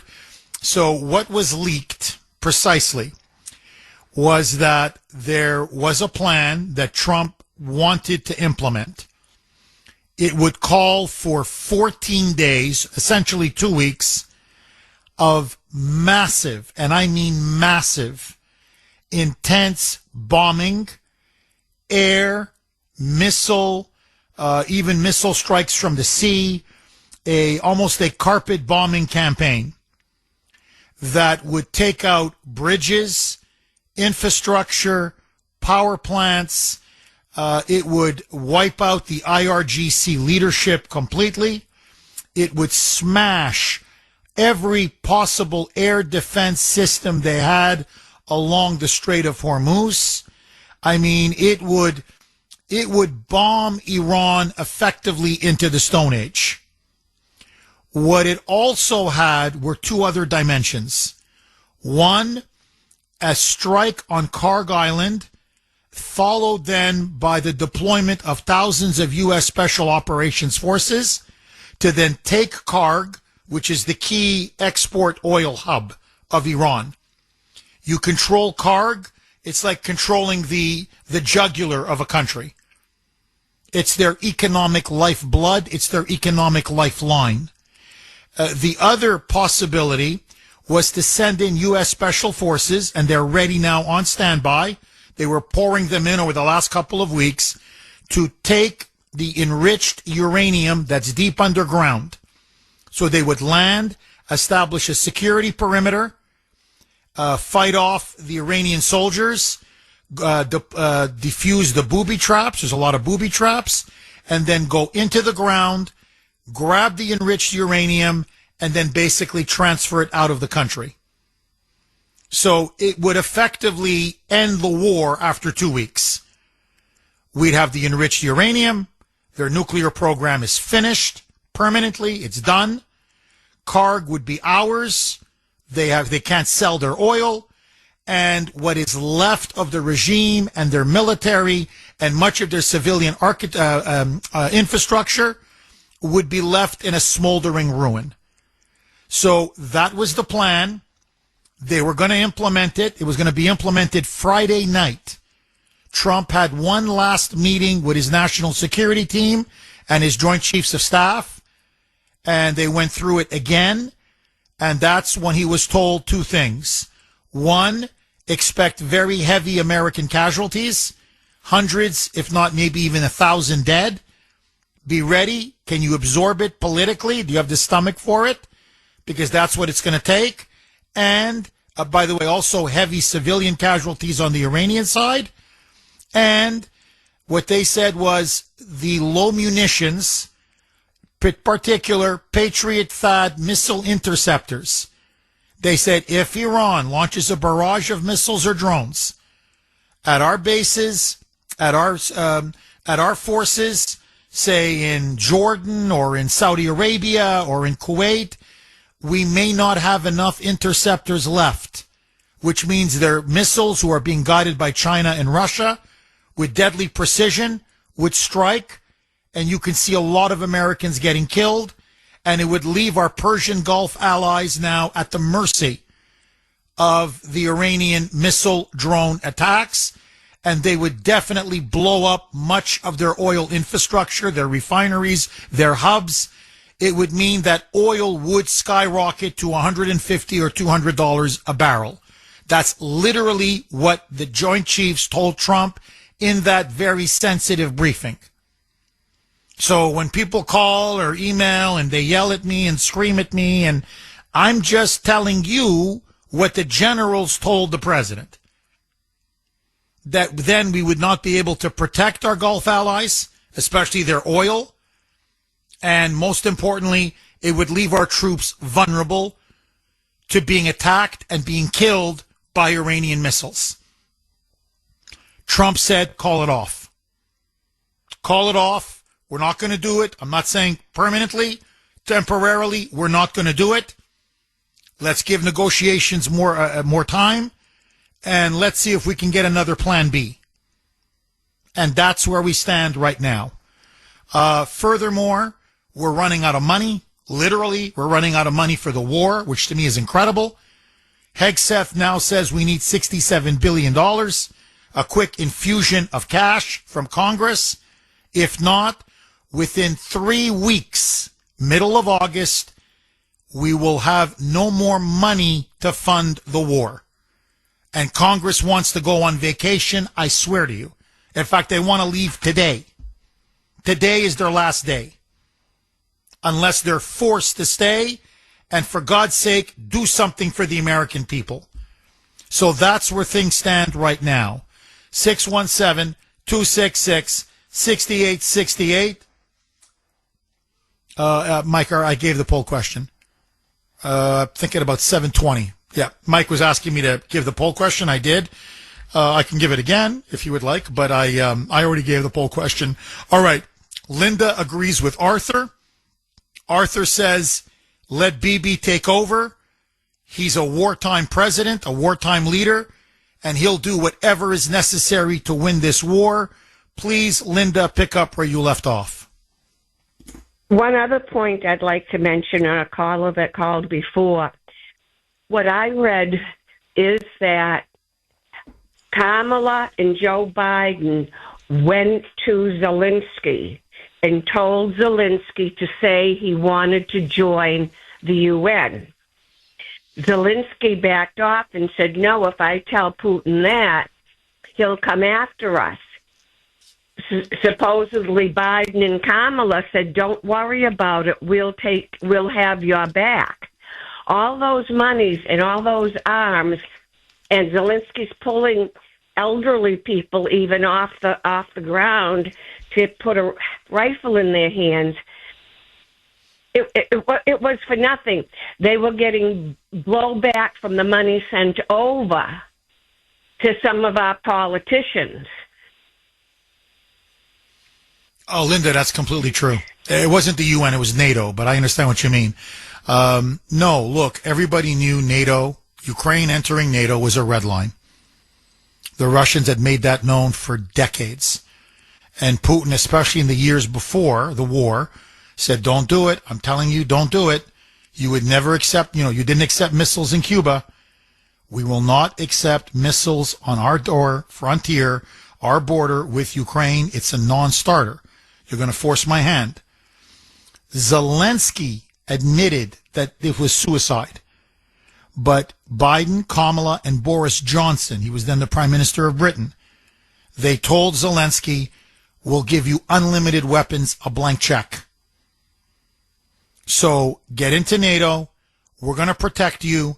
We're going to have your back. And if this war goes on 2 years, 3 years, 5 years, 10 years, trillions of dollars, we will give you whatever you need.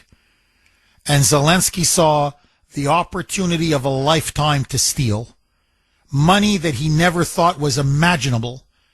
And of course, the crook that he is, surrounded by crooks, said, sure, let's go. He's not going to fight. Members of his inner circle, they're not going to fight. The oligarchs aren't going to fight. It's not going to be their kids that go to the front lines. It's going to be the, poor kids, Ukrainian kids, peasants. And you're right now, by the way. You are seeing, it's everywhere. It's undeniable. Whereby police in vans are grabbing older people, middle-aged people, young people, it doesn't matter. Essentially kidnapping them off the streets to force them into conscription, to force them to go put on a uniform and throw them in the front line in the meat grinder against the Russians. And it's turned into a disaster. And as I said repeatedly, I said, what's going to happen if we need all of those Patriot missiles, all those interceptors, all those munitions that we're just sending over to Ukraine? Hundreds and hundreds of billions of dollars worth. I said, we're depleting our own stockpile. So, God forbid, if we need it, it won't be there for us. Well, lo and behold, here we are, Linda. So, we're low. We're low and we're running low. And I think that's another thing now that's tying Trump's hands. So, he's going to have to try to work around this if he can. Linda, thank you so much for that call. I really appreciate it. 617-266-6868. No, look, the guy that I want, or the people that I want, are the ones who guaranteed him a 4-week war. Because, yeah, we were low on munitions, but we clearly had enough for 4 weeks. So, I want to know, I know some of their names, but I want to know the complete story. Who told the president explicitly, using so-called intelligence, that This thing started on February 28th, would be over by the end of March, early April at the latest.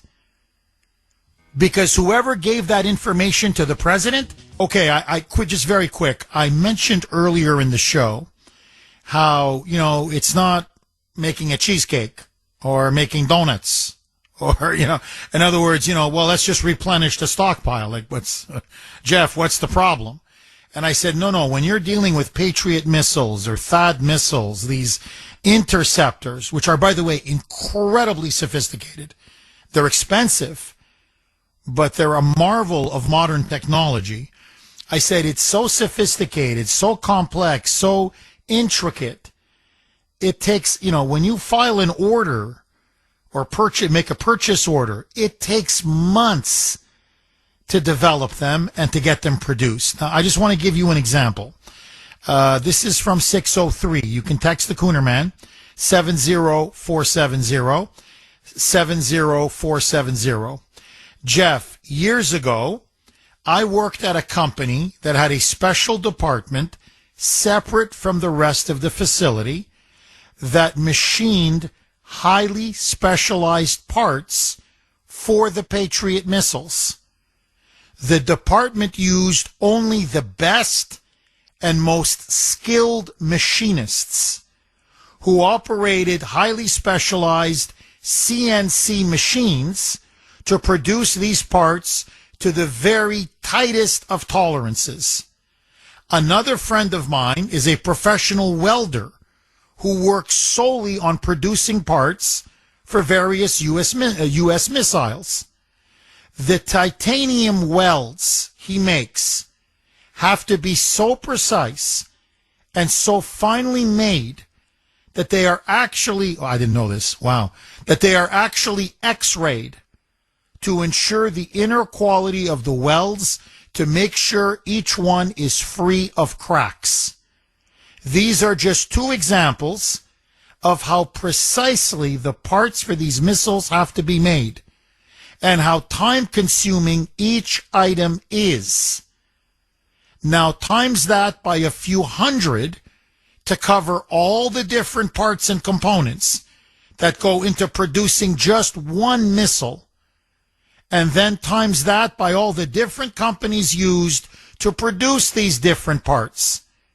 That's why you can't replenish your stockpile in just a week, meaning it takes time. Months minimum, often years, but months minimum.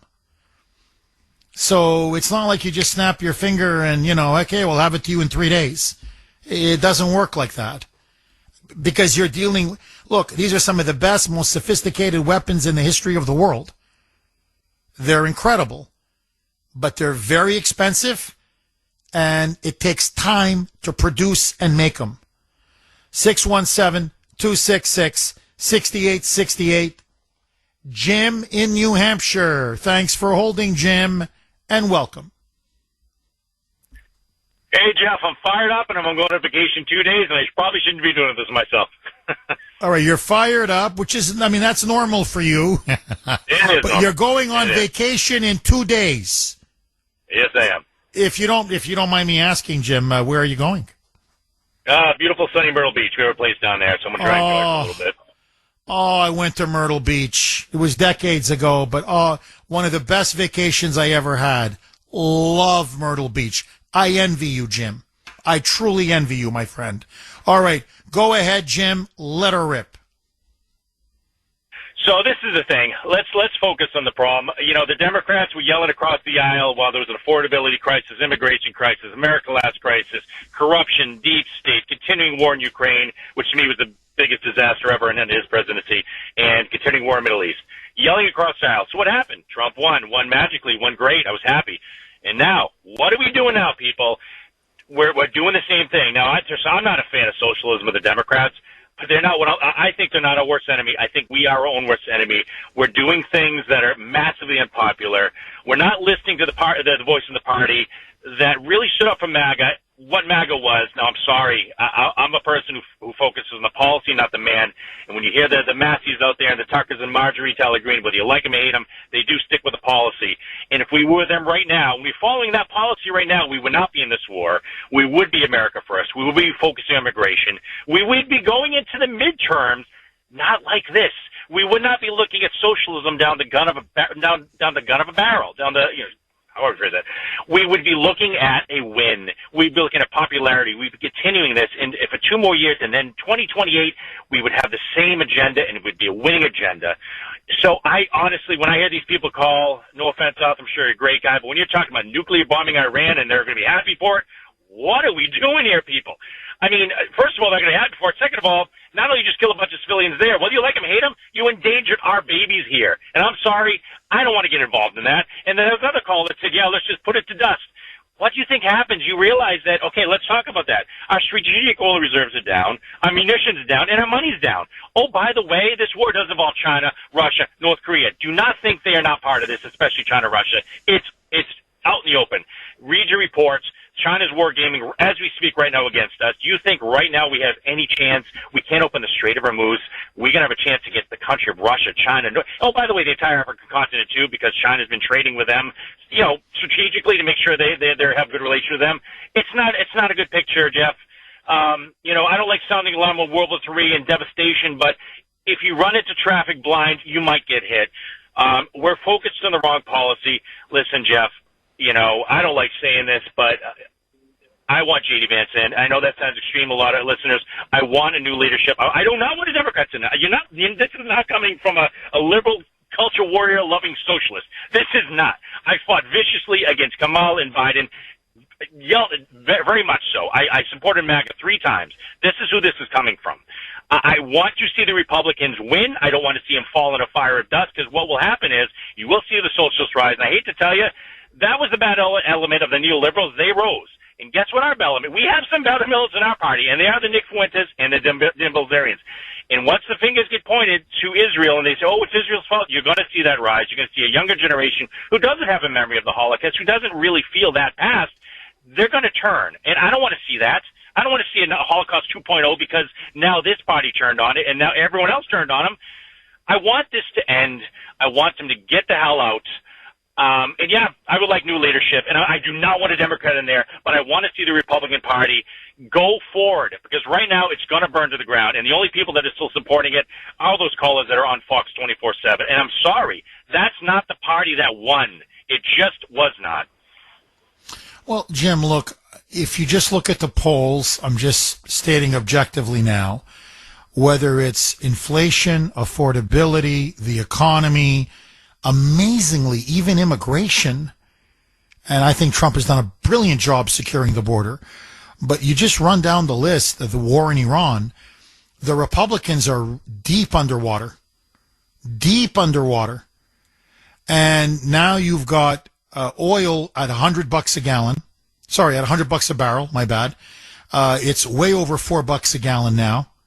It's trending upwards. A, because the strait is now closed again.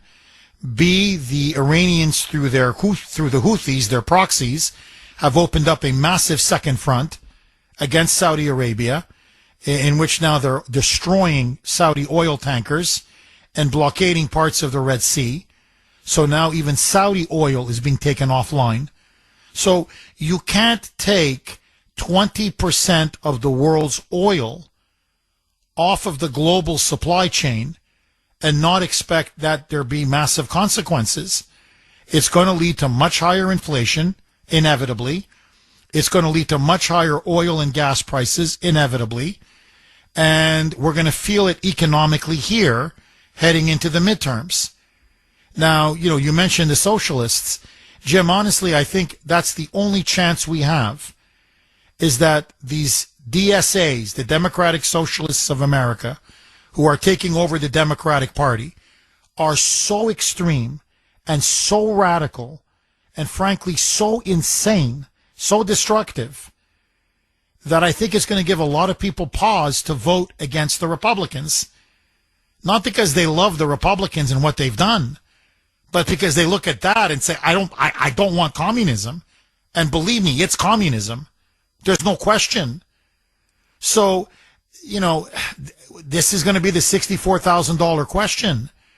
But, for the life of me, 84% of the American people support passing the SAVE Act. They won't pass it. I don't understand these people. I don't understand Thune. I don't understand Mitch McConnell. I don't understand Susan Collins. I don't understand Lisa Murkowski. How do you not pass something that's going to prevent voter fraud, prevent the Democrats from stealing the midterms, and fulfill what 84% of Americans want you to do? So to me, it's very obvious that the Senate leadership is determined to sabotage President Trump. And this war should have been over with a long time ago. Whether you're for or against the war, they told us repeatedly 4 to 6 weeks. They said 4 weeks, on the outside 6 weeks. We're now heading into 5 months. And I'm just going by what the president said. He said, I'm not working on a timeline. If it happens before the midterms, we win, great. If not, this thing goes beyond the midterms. Let it go beyond the midterms. So you're looking at August, you're looking at September, you're looking at October. This is starting to slowly turn into a forever war. And so I think now President Trump, I guarantee you, he's meeting with Bibi tomorrow, and he's going to have to make some fundamental decisions. Now, look, what I don't understand is I get emails, texts from people, you don't trust Trump, you're a doubter, go back to Canada. I mean, it's the same thing over and over again. Lincoln faced many setbacks in the Civil War. In fact, if I can give it to everybody plainly, the first 2 years of the Civil War, the Union was losing. They lost practically every battle. But what is a great war? Look at Churchill. Everybody says he was a great wartime leader, and he was. He faced setback. I mean, the first couple of years, all the Brits did was lose the war.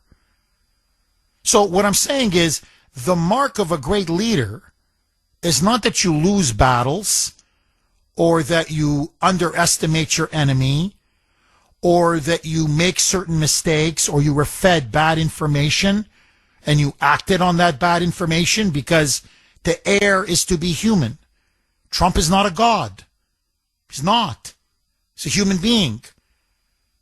And great presidents, like great men, have great strengths, but they also have flaws. They're not perfect. What makes a great leader is that they can adapt, is that they're nimble, is that they can come back from setbacks and, make adjustments, go to a plan B, go to a plan C. This happens over and over and over and over again. So we're going to see now what Trump is really made of. This is now clearly a huge challenge to his presidency. And look, to be fair to him, they gave him a plan that would have annihilated Iran. I mean, their infrastructure would have been destroyed. Karg Island, for all intents and purposes, would be ours. And the regime, their back would have been broken. He looked at it and he said, too many casualties. I'm not going to sacrifice American lives. I'm just not, on this kind of a scale, I'm not going to do it. So, whatever you think of his decision, this is a man who's looking after our troops. He's not just going to throw thousands. He's not Vladimir Putin, who just throws hundreds and hundreds and hundreds of thousands of Russians into a meat grinder. And just, their lives just, 20, what is it? The average lifespan for a Russian soldier now on the front is 20 minutes. So that I respect.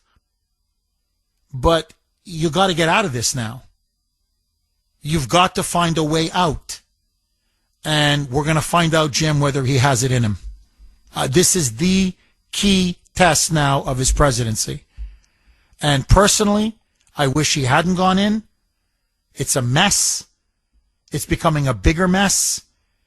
And my fear is your fear, that the communists now are rising off the back of this war and the inflation and the affordability and the high gas, even though they're the ones who created the problem under Biden.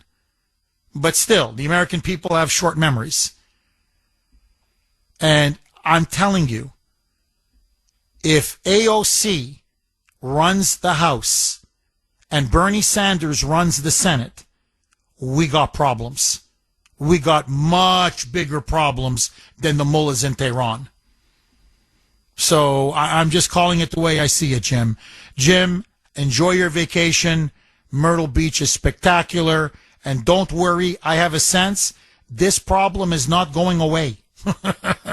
You know, but when you get back, I think this problem will still be with us. Thank you so much for that call, Jim, as always. 617-266. Anyway, just my opinion. Take it for what it's worth. 617-266-6868. Keith in North Carolina. Thanks for holding, Keith, and welcome. Yeah, hi, Jeff. I agree with Arthur and some of these other callers. I mean, if we step back into the history, before Midnight Hammer even commenced, it was 60 days, no progress. Bibi, he knows what he's doing. He instigated the Operation Rising Lion, which was brilliantly executed, little to no casualties, essentially a decapitation strike. And I just got to the point where I don't like the mullahs. I don't trust them. The IRGC. And then, I'm also tired of Trump, he's with this taco stuff where we're getting these dozens of times where they're doing tit for tat strikes. And then Trump says, oh, Iran is begging for a deal. I mean, there's no deal to be had at this point. The thing is, the only thing I do agree with Trump is we shouldn't have any kind of occupational force until they cannot hit us back. And I'm not convinced of that. They seem to have all this, Trump says, oh, they're obliterated. The forces are obliterated. That's not true because they still have missiles firing at tankers, at our bases, at our GCC allies. So they still have war capabilities, and I don't like that. And the other thing is, during George W. Bush, they researched and developed extreme penetration weapons, and those haven't been even used yet. And I believe they have penetrators that have tactical nuclear capabilities, which would be a very low yield. And I'm not even opposed at this point to using something like that on Pickaxe Mountain, where it will nobody's there. It would just completely destroy any kind of hidden underground infrastructure where they cannot do anything or hurt anybody in the future at this point. I mean, all cards are on the table at this point, and I'm just sick of this war. I want it to be done. America needs to be victorious. Well, look, Keith, again, I can only just jump off of what you're saying because I agree with you. We cannot lose for so many reasons. And it's not a pride thing. For so many reasons, we cannot lose. And so I completely agree with you. Look, I can just tell you this. This is one of the biggest developments over the weekend. The son of the late Khamenei, Ali Khamenei, his now son Moshtaba Khamenei, the one who's been disfigured and rumored to be gay. He's now basically the lead Ayatollah. He has now ordered the Iranian Revolutionary Guard Corps, ordered them that we will get a nuclear bomb. It is now a mandate. So what's happened is his father, yes, he wanted the bomb, but his father was a cleric, a religious man, a crazy in my view, but still a religious man. And so he was very cautious. And so what he kept telling the IRGC was, no. If we go too fast for the bomb, the Americans and the Israelis will bomb us to smithereens. They may even topple us from power. So what I want is, I want to get to the point where we have enriched uranium, where we can break out. That's the phrase, break out. And then if we need to get the bomb within 3, 4, 5 months, we have the breakout capability. So just get to that line and just stay on that line. And so he was very coy. He was very, very sort of sly about the whole thing, but cautious. Okay, push, but don't push too far. What you now have with the son, he's avenging his father. He's avenging his wife. His children were killed in the strike. Apparently he's been badly disfigured. So he's hell-bent on revenge. And this bombing has convinced him and the people around him, if we ever want to prevent this from happening again, look at North Korea. Look at every other country that has a nuclear weapon. The Americans don't bomb them. So now we have to get the bomb. We're determined. We're hell-bent to get the bomb. So now Trump realizes that's why he's got to blow up Pickaxe Mountain. That's why he's got to get all that enriched uranium material out. Because now, you know the expression, if you go for the king, you better kill the king? Well, now he's got a wounded animal. And a wounded animal is a very dangerous animal. And so that's his concern now, Trump, rightly so. He goes, well, if I just pack up and leave, that's all fine and good. But what's going to prevent them from getting the bomb? Because now they want to get the bomb. They're more determined now than ever. So that's why Trump should meet with Israel, because you're right. They live there. It's their neighborhood. They know it like the back of their hand. And to be candid and frank, they're ruthless enough to do what needs to be done. Because for them, it's a matter of existential survival. And so I think, I don't have a crystal ball, but I think Bibi is coming tomorrow and he's going to say, here's our plan. 617-266-6868 is the number. Okay, Mike, where do you want me to go to next? Joe in Abington. Thanks for holding, Joe, and welcome. Good morning, Jeff. Thanks for taking my call. My pleasure, Joe. Thank you. Couple quick points. The problem I see is that Trump won't take advice. He shouldn't have got into the war for sure. And now everyone, even you, is telling him, oh, China and Xi and Putin are helping Iran. Nope, he truthed out on Friday. They're not helping him, in my opinion. Then they say your current bombing campaign isn't going to work, and he just keeps at it. And then when we want to always blame somebody else, we want to say, oh, Biden gave away the missiles. He had over a year to restock these missiles before he started this. And when we say, oh, we want to go and get $67 billion from our allies, well, you get your allies before you go to war. You don't go to war and then say, hey, pony up the money, pony up your help. What you do is you say, I'm going to go to war. And then you go and get allies like every other president has done in history. So it's just, he thinks he's the smartest, and he's not in this one.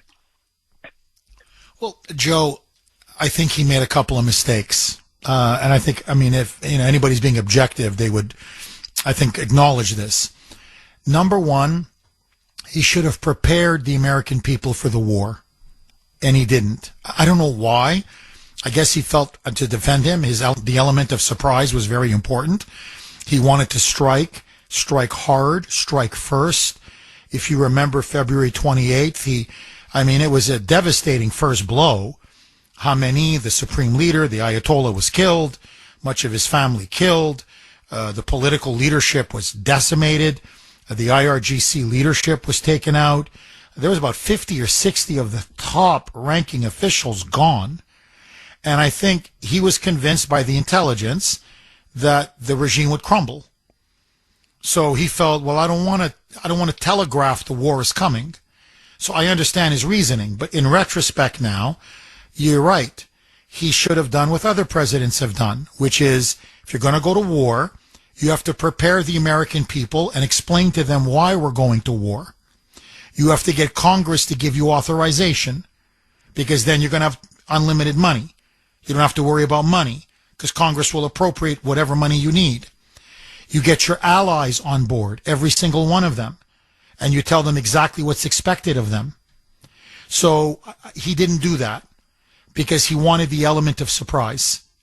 And Joe, look, I don't want to beat a dead horse, but this is the look, this was the essence of the war.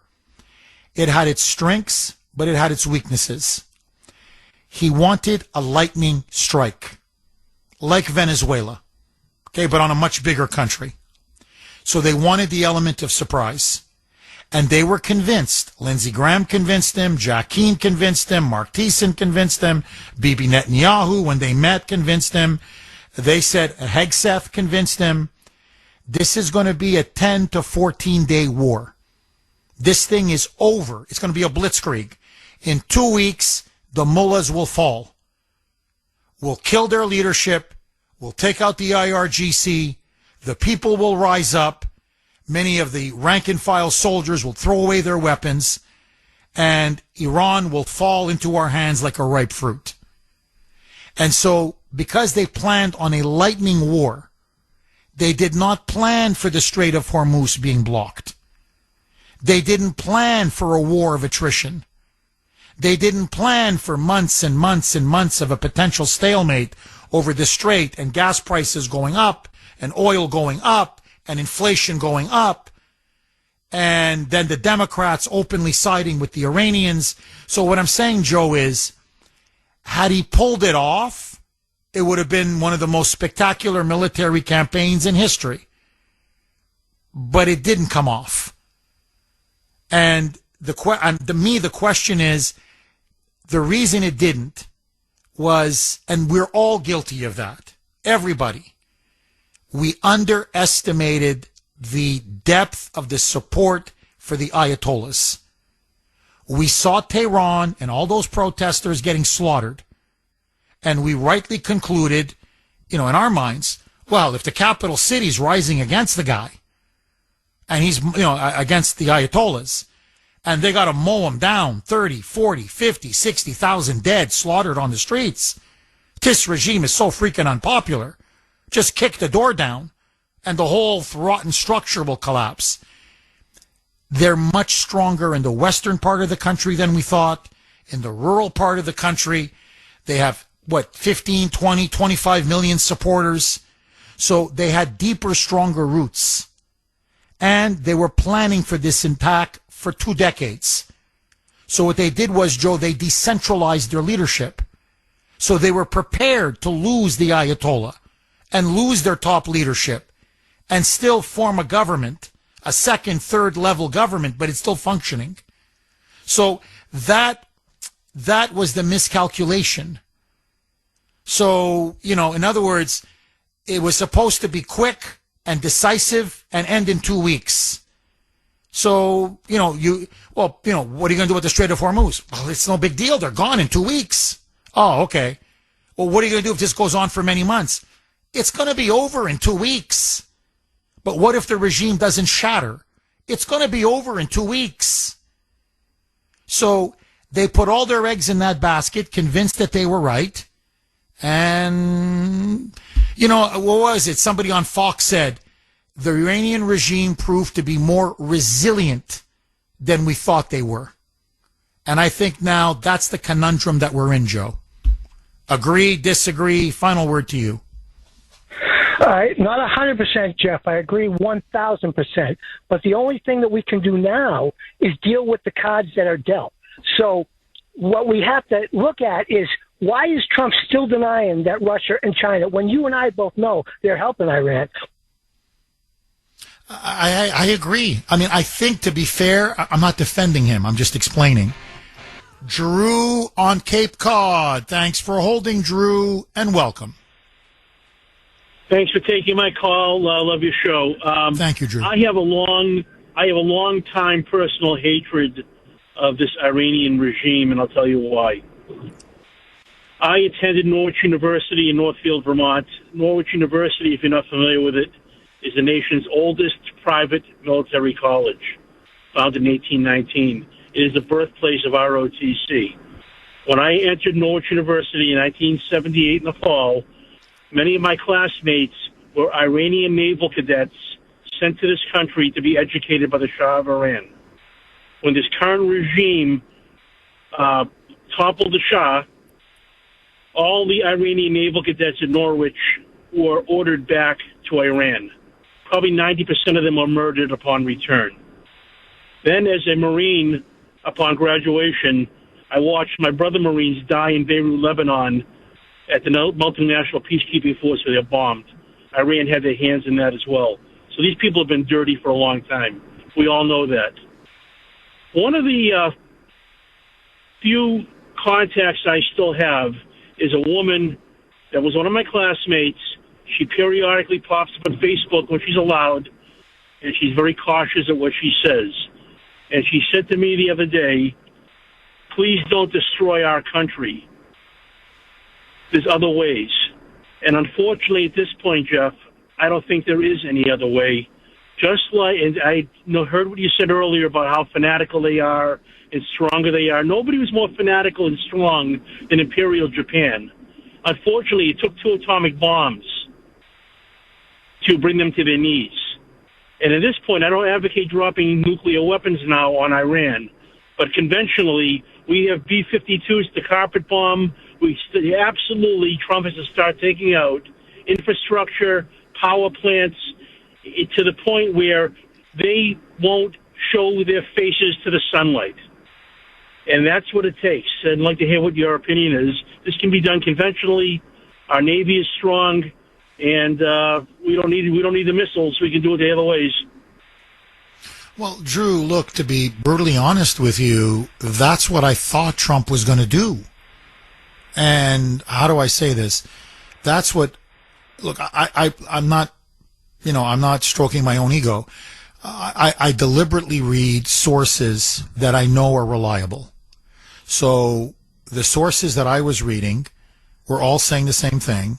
The people that I was talking to within the White House were telling me the same thing. And I don't believe they were lying to me, that the president was now going to launch a massive attack on Iran, pretty much on the lines of what you're talking about, and take out their bridges, take out their electric power plants, either occupy Karg Island or smash Karg Island, whatever. But in other words, bring the regime to its knees, period. Not dropping nukes, there's no need, but through conventional massive missile and bombing, basically break their back. Now, if you remember, the president laid out a new policy, maybe, 3-4 days ago. He said, every time the IRGC fires at a ship or a commercial vessel, we will blow up and bomb, destroy, one bridge or power plant. And we did it for about a couple days. And then Trump stopped. And now he's given the order not to bomb bridges and not to bomb power plants. Now, I don't know if he saw the damage to civilians or the fallout from it, and he doesn't want to have many, more civilians killed or collateral damage. I don't know what the reason is. But I can just tell you this, Drew. The Iranians fired on 6 commercial vessels over the weekend. So we should have knocked out 6 bridges or 6 power plants in return. We didn't do that. So there's a point where the president has to understand you're going to be seen as someone who's bluffing if you don't follow through on your very public threats. He's not saying this in private. He's going on social media. He's announcing it at press conferences. So if you say you're going to do something, then you got to follow up. Because the problem is then no one's going to take you seriously. And so I think he has to make a decision in his own mind. He's sort of like a Hamlet character now out of Shakespeare. To be or not to be. Half of him doesn't want to kill civilians, which I understand. And the other half says, I've got to win the war and do what needs to be done to win the war. You can't be half in and half out. Hamlet is not, you can't win a war by being Hamlet. So I think, Drew, he's got to make up his mind. Am I going to get my hands dirty? And that's what it means. I'm going to be a war president, and I'm going to take off the gloves. And if it means civilians die, civilians die. Or I don't want the blood on my hands, Okay, then I'm going to then bring them home. Declare victory and bring the troops home. But these half measures that we're seeing, this fits and starts, he does it for a couple days and then he stops. He's leading up to a massive attack and then he calls it off at the last minute. It's prolonging the war. It's playing into the hands of the Ayatollahs because their strategy is to delay, delay, delay. It's hurting the economy because gas prices are going up. And it's not getting us any closer to our strategic objectives, which is to control the Strait of Hormuz completely and to get rid of their nuclear program once and for all. Drew, final word to you. Am I wrong? Yes, no. Health and civilians die. But if the civilians are going to die, let it be their civilians and not our civilians. I'm just at the point where if you're going to fight a war and cut the head off the snake. The regime has to fall for the peace of the world. Because if it's not done now, someday it's going to be us. Thank you very much for taking the call. Thank you. No, thank you, Drew. Look, again, I really mean this. The president is a humane man. Contrary, he's not Hitler, Oh, my God, Hitler was a bloodlust. The more he could kill, the better.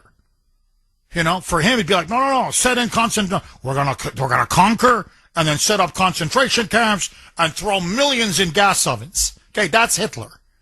So all these, these idiot Democrats, Hitler, fascism. I mean, you're so stupid. It's not even funny. Okay, and ignorant. He's literally the exact opposite.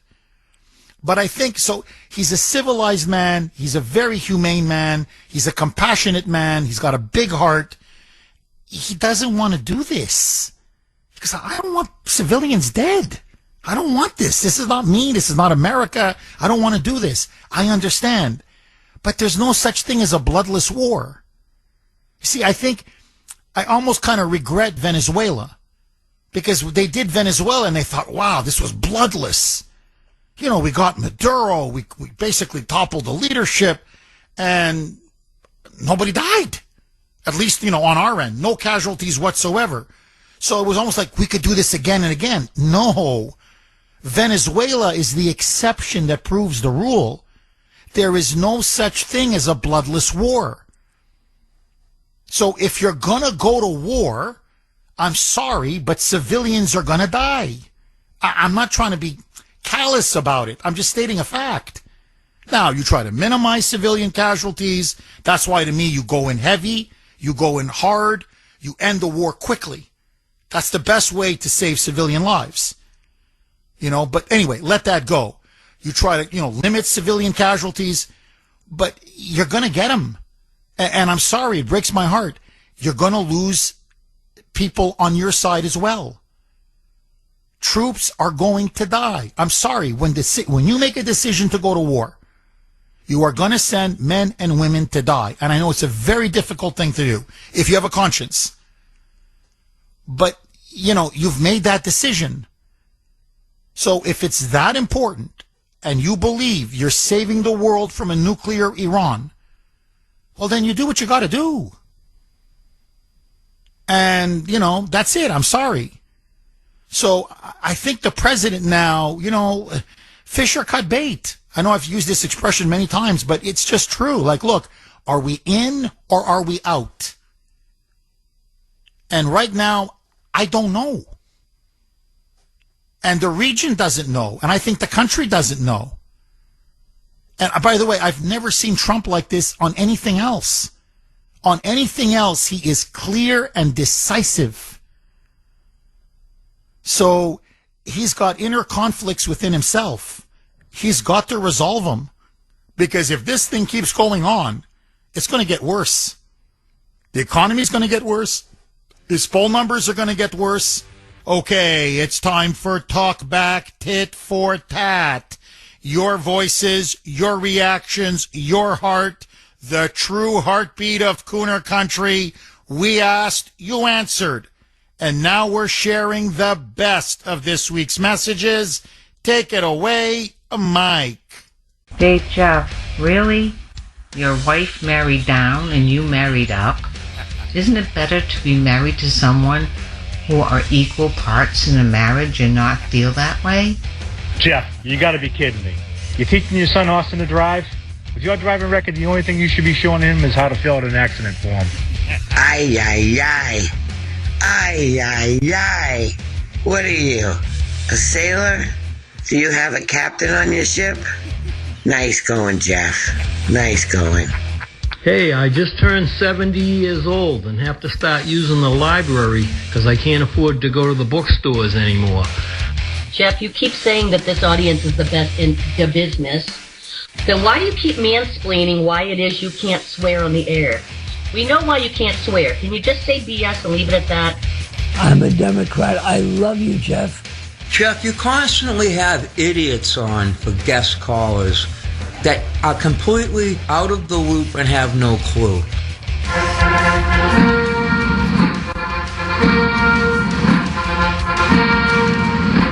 Mike for president.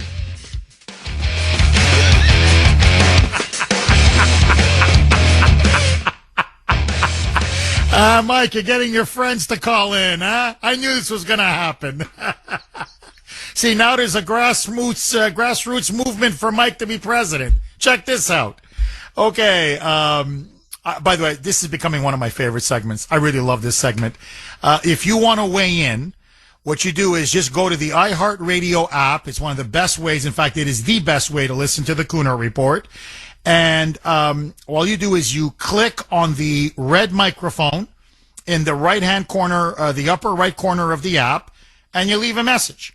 You can leave it for me, for Mike, for Sandy, agree, disagree, respond, react, anything goes. Leave your talkbacks anytime during the week. Every Monday, like now, in the final segment, we will play the best ones on the air. So download the iHeart app, hit that red microphone, and join Kuhner's Talkback Tit for Tat, baby. All right, very quick. This is from David on Messenger. He said, Jeff, there is a word for what is happening now regarding Trump with Iran. Quagmire.